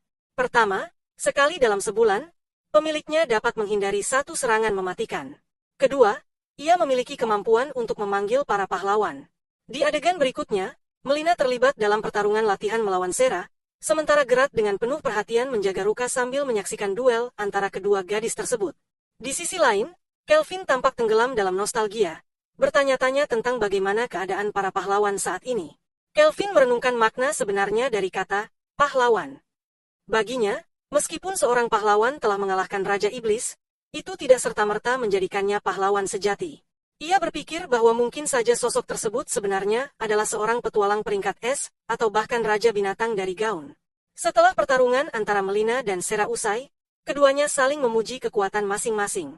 Gerard, yang mengamati duel tersebut, penasaran mengapa mereka begitu serius bertarung. Sarah kemudian mengungkapkan bahwa mereka sebenarnya sedang memperjuangkan hak untuk tidur di samping Kelvin. Kemudian, para gadis menikmati waktu mandi bersama. Di tengah suasana santai itu, mereka mulai bertanya-tanya alasan Kelvin tampak begitu terganggu akhir-akhir ini. Evil, yang baru saja tiba di tempat itu, menyampaikan pendapatnya bahwa mungkin ini berkaitan dengan sesuatu yang telah dikatakan oleh Melvina tentang para pahlawan. Sementara itu, Melvina, yang telah selesai mandi, pergi menemui Kelvin dan dengan genit menyuapkan sepotong coklat ke mulutnya. Kelvin mengeluh karena hal itu, tetapi yang lebih mengejutkan baginya adalah bagaimana Melvina bisa mengetahui bahwa ia memiliki sebuah pertanyaan yang ingin ia tanyakan. Dengan ragu-ragu, ia akhirnya bertanya mengapa Melvina begitu membutuhkan para pahlawan. Melvina pun menjawab bahwa untuk memahami hal itu, pertama-tama ia harus menjelaskan tentang Raja Iblis. Menurut penuturan Melvina, setiap beberapa waktu sekali, seorang Raja Iblis akan muncul secara siklis di dunia ini. Tidak ada cara pasti untuk mencegahnya, bahkan ia sendiri tidak tahu seperti apa wujudnya. Namun, satu hal yang pasti, setiap Raja Iblis memiliki kemampuan khusus bernama Malicia. Kemampuan ini memiliki dua efek utama. Efek pertama adalah meningkatkan kejahatan dalam diri penggunanya, hingga akhirnya menguasai kepribadiannya sepenuhnya. Efek kedua adalah menjadikan mereka kebal terhadap segala bentuk serangan, seolah-olah mereka adalah dewa yang tak terkalahkan. Terkejut dengan penjelasan tersebut, Kelvin bertanya bagaimana cara untuk mengalahkan Raja Iblis. Melvina kemudian menjelaskan bahwa inilah alasan mereka membutuhkan para pahlawan dari dunia lain. Para pahlawan memiliki kekuatan unik yang tidak dimiliki oleh siapapun di dunia ini, dan karena itulah mereka menjadi satu-satunya harapan untuk melawan kegelapan yang akan datang. Kelvin menyadari bahwa kemampuan menghilang Raja Iblis telah dinetralkan. Ia berpikir bahwa serangannya kini bisa melukai lawannya, sehingga ia tidak mengerti mengapa mereka disebut sebagai pahlawan. Berbeda dengan para pahlawan, Kelvin sendiri tidak memiliki ingatan tentang kehidupan sebelumnya. Hal ini membuatnya bertanya-tanya apakah memang benar untuk memanggil orang lain dari dunia lain dan memaksa mereka menjadi pahlawan. Mendengar kebimbangannya, Melvina menyarankan agar ia mempertimbangkan opsi reinkarnasi jika tidak ingin memanggil orang secara paksa dari dunia lain. Melvina kemudian menjelaskan bahwa ada dua metode pemanggilan seseorang dari dunia lain. Yang pertama adalah dengan mentransportasi mereka, membawa mereka secara utuh dalam keadaan hidup. Sedangkan yang kedua adalah reinkarnasi, di mana hanya jiwa dari seseorang yang telah meninggal yang bisa dipanggil kembali. Selain itu, ada perbedaan signifikan dalam jumlah energi sihir yang diperlukan untuk melakukan kedua metode tersebut. Reinkarnasi hanya digunakan untuk memanggil individu yang sangat kuat, sementara transportasi lebih sering digunakan untuk menghadirkan pahlawan. Setelah menjelaskan semuanya, Melvina bertanya kepada Kelvin apakah ia ingin mencoba melakukan reinkarnasi. Namun, sebelum Kelvin bisa memberikan jawaban, ia disarankan untuk berpikir matang-matang karena hanya memiliki satu kesempatan. Adegan kemudian berpindah ke ruang bawah tanah, tempat semua orang berkumpul untuk menyaksikan ritual reinkarnasi yang akan dilakukan oleh Kelvin. Sebelum memulai, Kelvin bertanya kepada Melvina apakah individu yang dipanggil bisa memilih bagaimana mereka ingin hidup. Mendapat jawaban positif, ia mulai mempersiapkan diri untuk mengucapkan mantra. Untuk itu, ia harus mengembalikan energi sihir yang telah digunakan sebelumnya. Evil memberikan sebuah opsi kepadanya agar dapat mengisi ulang energi sihirnya. Setelah itu, dengan mengikuti arahan Melvina, Kelvin memutuskan untuk menggunakan sebagian besar poin sihirnya untuk memanggil satu orang. Ritual pun dimulai. Namun, Kelvin mulai merasa kesal karena prosesnya memakan waktu terlalu lama. Melvina menjelaskan bahwa hal ini terjadi karena individu yang dipanggil masih belum dapat menentukan kemampuan yang akan mereka miliki. Tiba-tiba, Melvina menginformasikan bahwa individu tersebut telah membuat keputusan, sehingga mereka akhirnya bisa segera bertemu dengannya. Tiba-tiba, ledakan energi sihir yang dahsyat memenuhi ruangan. Dari dalam cahaya yang menyilaukan, Kelvin akhirnya melihat sosok yang dipanggilnya, seorang gadis kecil. Dengan penuh semangat, gadis itu memperkenalkan dirinya sebagai Rion Saaki. Ia tampak sangat bahagia, menyadari bahwa ia telah tiba di dunia lain seperti yang pernah dikatakan oleh seorang malaikat yang ia temui sebelumnya. Kelvin pun mengungkapkan kebenaran tentang pemanggilan tersebut. Melvina adalah orang yang membuat Rion bereinkarnasi dan dengan tulus meminta maaf karena telah membawanya tanpa bertanya terlebih dahulu. Namun, alih-alih marah, Rion malah mulai menangis. Berterima kasih karena telah memberinya kesempatan kedua. Saat itu, tubuhnya melemah, dan dia pingsan dalam pelukan Kelvin. Melihat hal ini, Melvina menjadi khawatir, terutama saat Kelvin juga tiba-tiba jatuh pingsan ke tanah. Malam itu, Rion terbangun, mengingat momen-momen sebelum kematiannya dan bagaimana ia bereinkarnasi. Dengan tubuh yang masih lemah, ia bangkit dari tempat tidur dan keluar untuk merasakan udara luar. Merasakan kebebasan yang dulu tak dimilikinya, ia berlari dengan penuh kebahagiaan, menikmati alam yang kini terasa begitu nyata baginya.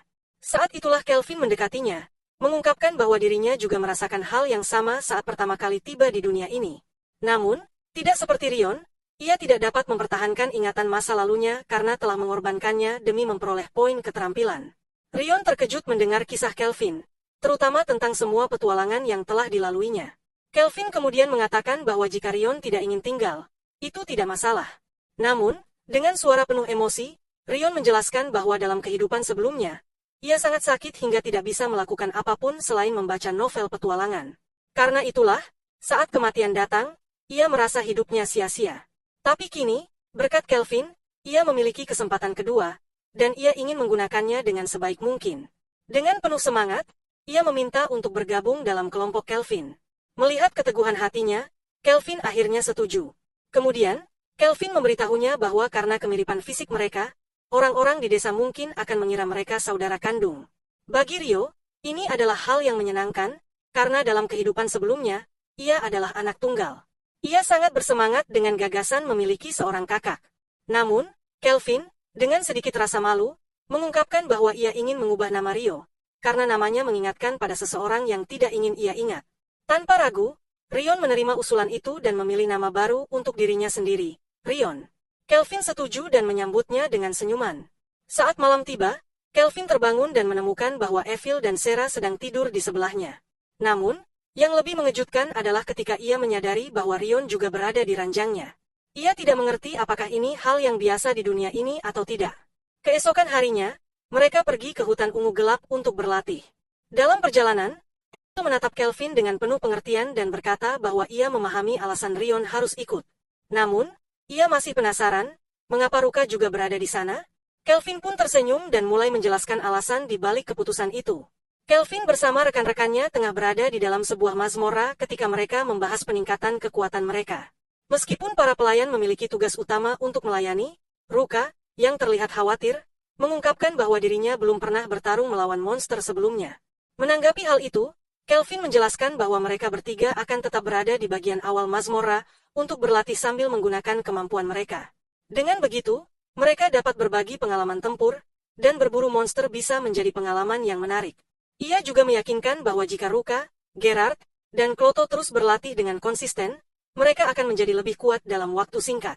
Di tengah pembicaraan mereka, Kelvin, Ruka, dan Rion mendengar suara aneh yang menarik perhatian mereka.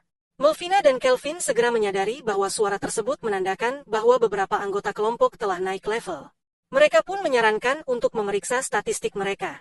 Para gadis mengikuti instruksi tersebut dan terkejut melihat seberapa banyak level mereka telah meningkat. Namun, sebelum mereka bisa menikmati momen itu, tiba-tiba terdengar suara geraman keras. Evil dengan sigap memberitahu Kelvin bahwa itu adalah seekor monster yang mendekat.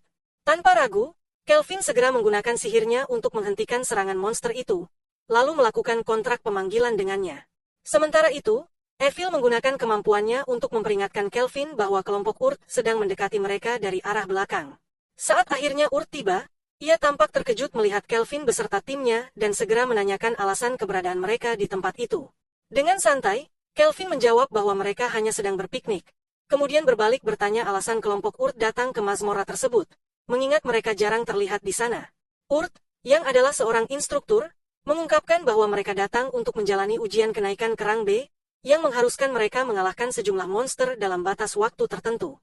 Sementara itu, Gerard, Kloto, dan Sarah kembali dari berburu monster dan melaporkan bahwa mereka telah melihat Urt. Mereka penasaran dengan tujuan kelompok tersebut di tempat itu. Ketika Kelvin menjelaskan mengenai ujian kenaikan yang mereka jalani, mereka mulai merasa khawatir karena mendapati adanya masalah. Evil segera menggunakan kemampuannya untuk mencari tahu situasi yang sebenarnya, dan menemukan bahwa tidak ada monster di hutan. Karena itu, Kelvin memutuskan kembali ke kota untuk meminta maaf kepada Urt. Namun Urt dengan tenang mengatakan bahwa tidak ada masalah, dan Leo pasti akan mengerti. Melihat kekuatan luar biasa yang dimiliki kelompok Kelvin, Urt bahkan menyarankan agar mereka mencoba ujian kenaikan kerang es. Beberapa waktu kemudian, Rion dan Kelvin terlihat sibuk memandikan yang kini telah menjadi bagian dari tim mereka sebagai peliharaan. Kelvin mulai memikirkan apa yang dikatakan oleh Urt. Perasaan khawatir muncul dalam benaknya, terutama saat memikirkan kemungkinan bahwa Leo ingin menguji kemampuannya secara tiba-tiba. Namun, Evil dan Rion segera menenangkannya, karena mereka sudah mengetahui bahwa ujian pertama untuk naik peringkatnya adalah tingkat S. Setelah selesai mandi, Alex, Kelvin, tanpa sengaja menemukan bahwa Rion memiliki kemampuan unik untuk berbicara dengan hewan. Hari-hari pun berlalu, dan setelah latihan panjang, Rion semakin akrab dengan serigalanya, Alex. Suatu malam, ketika keadaan tampak tenang, tiba-tiba menshahen milik Kelvin dikepung oleh sekelompok musuh. Tanpa ragu, Sarah, Kloto, dan Rion segera bersiap untuk bertarung. Kelvin, yang telah memperoleh kemampuan clairvoyance dari Evil, menggunakannya untuk menilai kekuatan musuh. Setelah mengamatinya, dia menyimpulkan bahwa mereka tidak terlalu kuat. Meskipun Sarah dan Kloto menawarkan diri untuk menghabisi musuh, Kelvin justru menoleh kepada Rion dan Alex, menanyakan apakah mereka ingin mencoba. Dengan semangat, mereka menyetujui tantangan tersebut. Agar rencana berjalan lancar, Kelvin meningkatkan kemampuannya dalam mendeteksi kehadiran dan clairvoyance menggunakan PM, sehingga mempermudah tugas Rion. Tak hanya itu, dia juga memberikan sebuah pedang spesial yang telah ditempa ulang dari sisa-sisa senjata milik Cell. Sementara itu, di tempat lain, pemimpin kelompok musuh mengungkapkan alasan mereka menyerang menshahen Kelvin. Mereka ingin membalas dendam karena Kelvin telah menangkap Kristoff. Tanpa banyak basa-basi, sang pemimpin segera memberi perintah untuk menyerang Menshan. Saat pertempuran berlangsung, Rion dengan sigap maju melindungi Menshan, mengalahkan musuh satu persatu. Dari kejauhan, Kelvin dan Sarah memperhatikannya dengan saksama, ingin melihat hasil dari latihan Rion. Akhirnya, Rion dan Alex berhasil mengalahkan semua musuh. Melihat hal itu, Kelvin meminta Sarah untuk berbicara dengan Rion, sementara dirinya berniat mengurus sisa musuh yang masih bersembunyi. Ketika dia akhirnya berhadapan dengan pemimpin musuh, pria itu langsung diliputi ketakutan hanya dengan melihatnya. Adegan kemudian berpindah ke sebuah pertemuan besar di dalam Kastil Tren. Tristan, penguasa negeri tersebut, telah mengumpulkan para pejabat tinggi untuk membahas insiden yang melibatkan Kristoff. Dan Alba, seorang jenderal dari Ksatria Baja, dengan tegas menegur Tristan atas keputusannya yang telah membuat rahasia kegelapan negeri ini terungkap. Sementara itu, di tempat lain, Gaun, Torag, dan Deramis mulai membentuk aliansi baru. Namun, meskipun situasinya semakin rumit, Tristan mencoba menenangkan suasana dengan meremehkan besarnya masalah yang sedang dihadapi. Karena hal itu, harus turun tangan dan mendukung, yang menjelaskan bahwa ia telah mencoba memisahkan negaranya dari pengaruh Kristoff, tetapi usahanya gagal. Ia memperingatkan agar berhati-hati, karena jika tidak, mereka semua bisa terjerumus ke dalam perang. Namun, Tristan justru berpendapat bahwa perang adalah pilihan terbaik, mengingat mereka adalah satu-satunya pihak yang telah bersiap sementara negara-negara lain hidup dalam kedamaian. Ia merasa inilah saat yang tepat untuk mewujudkan impian mereka, menyatukan seluruh benua di bawah kekuasaannya. Sementara itu, Putri menganggap gagasan itu sangat baik, tetapi menurutnya waktunya belum tepat, sebab negara-negara lain masih cukup kuat untuk melawan. Namun, tidak setuju, ia merasa bahwa perang harus segera dimulai karena ia sendiri telah membuktikan bahwa musuh tidak sekuat yang dikira. Selain itu, mereka memiliki senjata rahasia yang bisa digunakan, para naga yang berada di bawah kendali mereka. Dan menolak keras gagasan tersebut, tidak ingin negaranya terseret dalam peperangan. Karena itu, Tristan menegaskan bahwa karena perdebatan ini berakhir imbang, keputusan akhir harus berada di tangan Jenderal Cliff, yang sayangnya saat ini tidak berada di tempat. Mendukung Tristan dan segera memerintahkan seseorang untuk membawa Jenderal Cliff. Adegan berpindah ke Jin Dalba, yang mengeluhkan betapa suramnya markas besar para Ksatria Yin. Ia melangkah menuju kamar Jenderal Cliff untuk memberitahukan bahwa Kaisar memanggilnya. Cliff, meskipun merasa terganggu dengan perintah mendadak itu, akhirnya setuju untuk memenuhi panggilan. Sementara itu, kisah beralih ke Kelvin yang saat ini berada di barat daya Gaung, tepatnya di hutan puncak Kelvin. Ia tengah mencari sebuah desa peri yang konon tersembunyi di tempat itu. Tiba-tiba, Evil menyatakan bahwa ia merasa seperti pernah berada di sini sebelumnya. Kelvin menjelaskan bahwa itu mungkin karena darahnya. Sebagai seseorang yang berdarah campuran, tubuhnya secara alami merasakan keberadaan para peri. Sarah terkejut mengetahui bahwa ada kaum peri di bagian benua ini, dan Melvina menjelaskan bahwa mereka telah bermigrasi dari barat beberapa dekade yang lalu, kini berada di bawah perlindungan Gaung. Kelvin kemudian melanjutkan cerita tentang informasi yang diberikan oleh Leo. Dari Tren, mereka menerima jawaban bahwa kerajaan itu tidak terlibat dalam serangan para pembunuh yang menyerang mereka. Namun, Leo juga mengabarkan bahwa negara-negara tetangga Traisen melaporkan adanya pergerakan militer di perbatasan mereka. Walaupun Tren tidak pernah berani menyerang secara langsung, kini mereka mulai mengumpulkan kekuatan dan bahkan membeli budak untuk memperbesar pasukan mereka. Leo meyakini bahwa situasi politik di Tren telah berubah dan kemungkinan besar mereka tengah bersiap untuk menginvasi suatu wilayah dengan memulai perang. Ia memperingatkan Kelvin untuk waspada, karena besar kemungkinan Tren akan kembali menyerang mereka dalam waktu dekat. Kelvin kini memiliki sebuah tugas yang diberikan oleh Leonhard, sang raja binatang dari Gaun. Tugas ini bukanlah sembarang misi, melainkan ujian kenaikan pangkatnya ke rang S. Mendengar hal itu, seluruh kelompoknya merasa senang dan mendukungnya. Namun, ada satu hal yang masih menjadi pertanyaan, yaitu tentang izin seorang raja yang dibutuhkan untuk kenaikan pangkat tersebut. Kelvin menjelaskan bahwa ia memerlukan 2 izin, dan karena itu Leo telah berbicara dengan Ratu Tusbaki, yang akhirnya menyetujui permintaannya. Selain itu, raja tersebut juga telah mendengar tentang keinginan Kelvin untuk menemuinya. Hal ini membuat seluruh kelompok bertanya-tanya mengapa raja tersebut begitu tertarik padanya.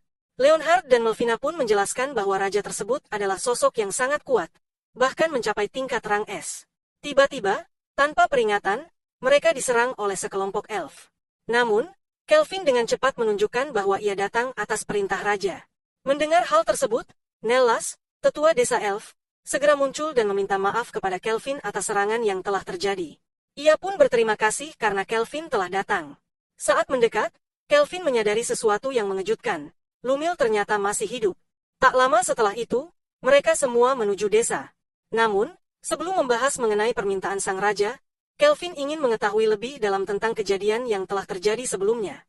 Ternyata, ada sebuah kesalahpahaman di mana Nelas mengira bahwa Evil adalah Lumil. Hal ini membuat Kelvin penasaran, karena bisa saja Evil sebenarnya adalah mata-mata yang berasal dari tempat asal Lumil. Dulu, seekor naga api bernama menyerang desa karena menginginkan elf yang telah menghinanya diserahkan. Jika tidak, ia akan membakar seluruh desa hingga habis. Namun, tidak ada seorang pun yang mengenalnya atau memahami alasan di balik kemarahannya. Karena itu, naga tersebut mengamuk dan membantai setengah penduduk desa. Nelas merasa menyesal karena banyak yang tewas tanpa mengetahui penyebabnya. Bahkan ia sendiri terluka dalam pertarungan tersebut. Di tengah kekacauan itu, hanya Lumil yang berani maju melawan sang naga. Ia menawarkan dirinya sebagai ganti agar naga tersebut tidak lagi menyerang desanya. Namun, naga itu menjawab bahwa bukan dia yang dicarinya. Sebagai gantinya, sang naga memberikan tawaran pernikahan, jika Lumil mau menikah dengannya, maka desa akan dibiarkan hidup dengan damai. Dengan berat hati, Lumil menyetujui perjanjian itu dan dibawa pergi oleh sang naga. Beberapa tahun kemudian, tubuh Lumil ditemukan tak bernyawa di hutan. Ketakutan bahwa Raja Naga akan kembali, penduduk desa memutuskan untuk meninggalkan tempat mereka dan mencari tanah baru. Sera kemudian mengungkapkan bahwa jika Nelas mengira Evil adalah Lumil, mungkin saja Lumil adalah ibunya. Nelas menambahkan bahwa jika demikian, maka Evil bisa saja merupakan keturunan Raja Naga. Namun, Melvina segera membantah teori itu, menjelaskan bahwa para setengah elf hanya bisa lahir dari persatuan antara manusia dan elf. Darah naga terlalu kuat untuk bercampur dengan ras lain. Di tengah kebingungan dan pertanyaan tentang masa lalunya, Evil dengan tenang menyatakan bahwa meskipun ia tidak mengetahui asal-usulnya, ia merasa bahagia karena kini memiliki teman-teman yang ia anggap sebagai keluarga yang luar biasa. Dengan tekad yang baru, mereka pun memutuskan untuk melanjutkan perjalanan mereka. Kelvin menerima tugas penting dari sang raja, yang membawanya ke sebuah desa di tepi hutan. Saat tiba di sana, memberitahunya bahwa desa tersebut memiliki penghalang sihir yang bisa membuat orang tersesat. Namun anehnya, penghalang itu tidak berpengaruh pada monster. Hal ini membuat Kelvin berpikir bahwa mungkin ada kemampuan tertentu yang dapat meniadakan efek penghalang tersebut. Seorang tetua desa kemudian menambahkan bahwa monster-monster itu telah datang 2 atau 3 kali sebelumnya, tetapi mereka tidak berniat menyerang. Sebaliknya, mereka tampaknya hanya ingin menculik para elf. Kelvin mulai merasa cemas karena monster biasanya tidak bertindak begitu terorganisir. Merasa malu mengakui bahwa baik mereka maupun para prajurit dari Gaun tidak mampu menghadapi monster-monster tersebut. Namun, tim Kelvin segera menghiburnya dan berjanji untuk melindungi desa. Sebelum melakukan perlawanan, Kelvin meminta izin untuk memperbarui pertahanan desa agar monster tidak bisa menyerang mereka dengan mudah. Saat malam tiba, ia mengamati kelompok monster yang mulai mendekati desa, dipandu oleh sekelompok prajurit. Di sisi lain, Komandan Tentara Semidemon memperingatkan pasukannya untuk tetap waspada karena ada kemungkinan mereka akan disergap akibat kebisingan yang mereka buat. Ia juga memberitahu bahwa setelah mengalahkan pasukan Gaun, rencana Jenderal Tristan telah memasuki fase paling krusial. Para prajurit penasaran dari mana Tristan mendapatkan kalung peringkat es yang digunakannya untuk mengendalikan para iblis. Sang komandan mengungkapkan bahwa ada rumor yang mengatakan bahwa Tristan membelinya dari seorang pedagang yang mengunjungi kastil. Namun, di tengah rasa puas mereka atas kekuatan tersebut, mereka tiba-tiba diserang dari bayangan. Sang komandan segera memerintahkan pasukannya untuk berlindung, menggunakan monster sebagai perisai. Sementara itu, dari atas sebuah batu, Kelvin dan Evil menyerang dengan panah hitam barunya. Kelvin mengungkapkan bahwa ia telah menciptakan sebuah menara pertahanan serta tembok yang mengelilingi desa dengan kemampuannya. Selain itu, Melvina menambahkan kabut ilusi untuk menyamarkan desa, dan Sera memasukkan sihir hitam ke dalam air di parit gerbang, memastikan bahwa musuh yang mendekat tidak akan bisa menerobos.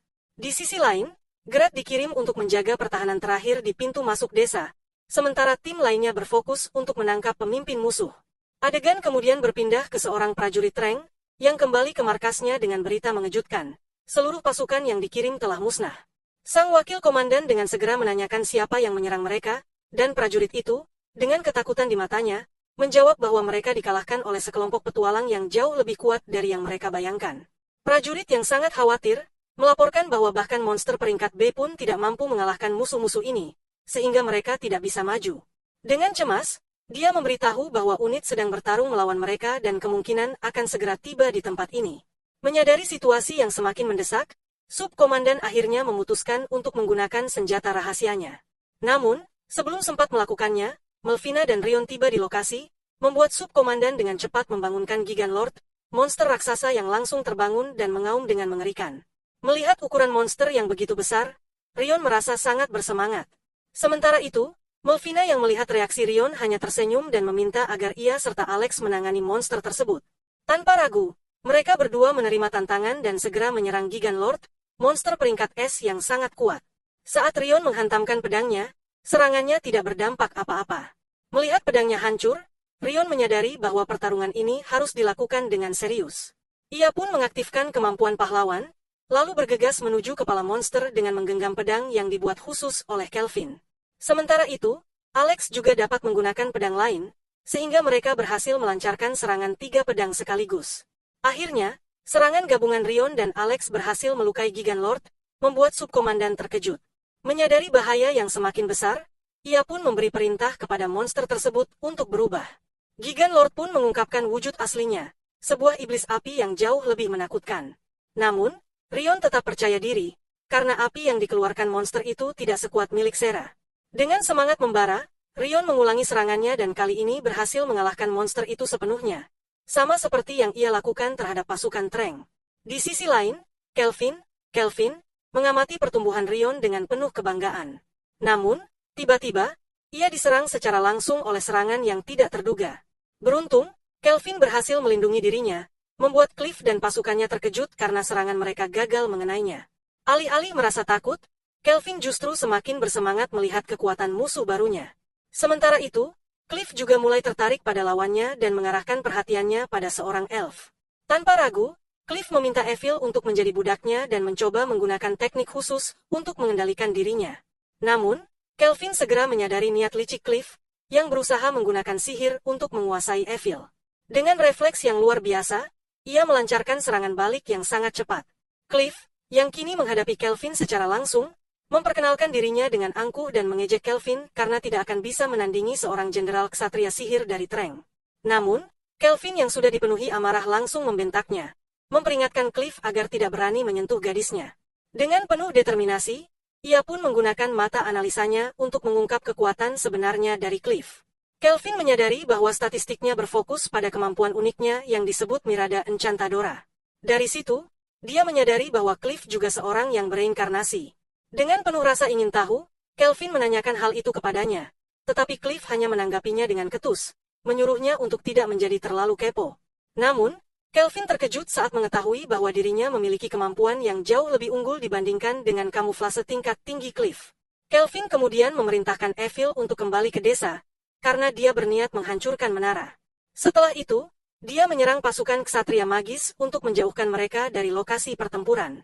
Sementara itu, Kelvin memanfaatkan waktu yang ada untuk menciptakan 4 tombak obsidian dan kembali melancarkan serangan terhadap Cliff. Namun, serangannya berhasil dihentikan dengan mudah. Tidak menyerah, Kelvin mencoba lagi, tetapi hasilnya tetap sama. Marah dengan kegagalannya, Kelvin meningkatkan intensitas serangannya untuk menembus penghalang yang melindungi Cliff. Namun, Cliff dengan percaya diri mengatakan bahwa tidak ada sihir maupun senjata yang bisa menembus Helis, penghalangnya yang dapat menghancurkan apapun yang menyentuhnya. Akan tetapi, dia mulai terkejut saat melihat senjata Kelvin tetap bertahan lebih lama dari yang dia duga. Melihat lawan yang begitu tangguh di hadapannya, Kelvin tersenyum penuh semangat. Cliff, yang tidak memahami alasan Kelvin tersenyum dalam situasi seperti ini, memperingatkan agar Kelvin lebih berhati-hati terhadap serangan dari belakang. Saat Kelvin menoleh, dia menyadari bahwa musuh-musuhnya telah mengepungnya. Dalam kondisi itu, dia harus menggunakan tombak obsidian untuk melindungi dirinya. Cliff, yang merasa situasinya sudah menguntungkan, meminta Kelvin untuk menyerah karena dia yakin pengepungan ini akan memastikan kemenangan mereka. Namun, Kelvin hanya tertawa meremehkannya.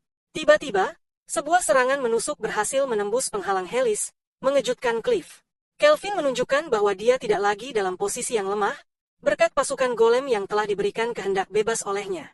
Dengan keunggulan ini, dia segera mengerahkan golem-golemnya ke medan pertempuran. Dia juga memberikan perintah khusus, jangan membunuh para pelayan Cliff, karena dia ingin membebaskan mereka dari kutukan yang mengikat mereka. Pertarungan utama antara Kelvin dan sang jenderal akhirnya dimulai, berpindah ke udara. Keduanya saling memperlihatkan teknik terkuat mereka, membuat pertempuran semakin sengit. Dalam usahanya menyerang Kelvin, Cliff bahkan secara tidak sengaja melukai sekutunya sendiri.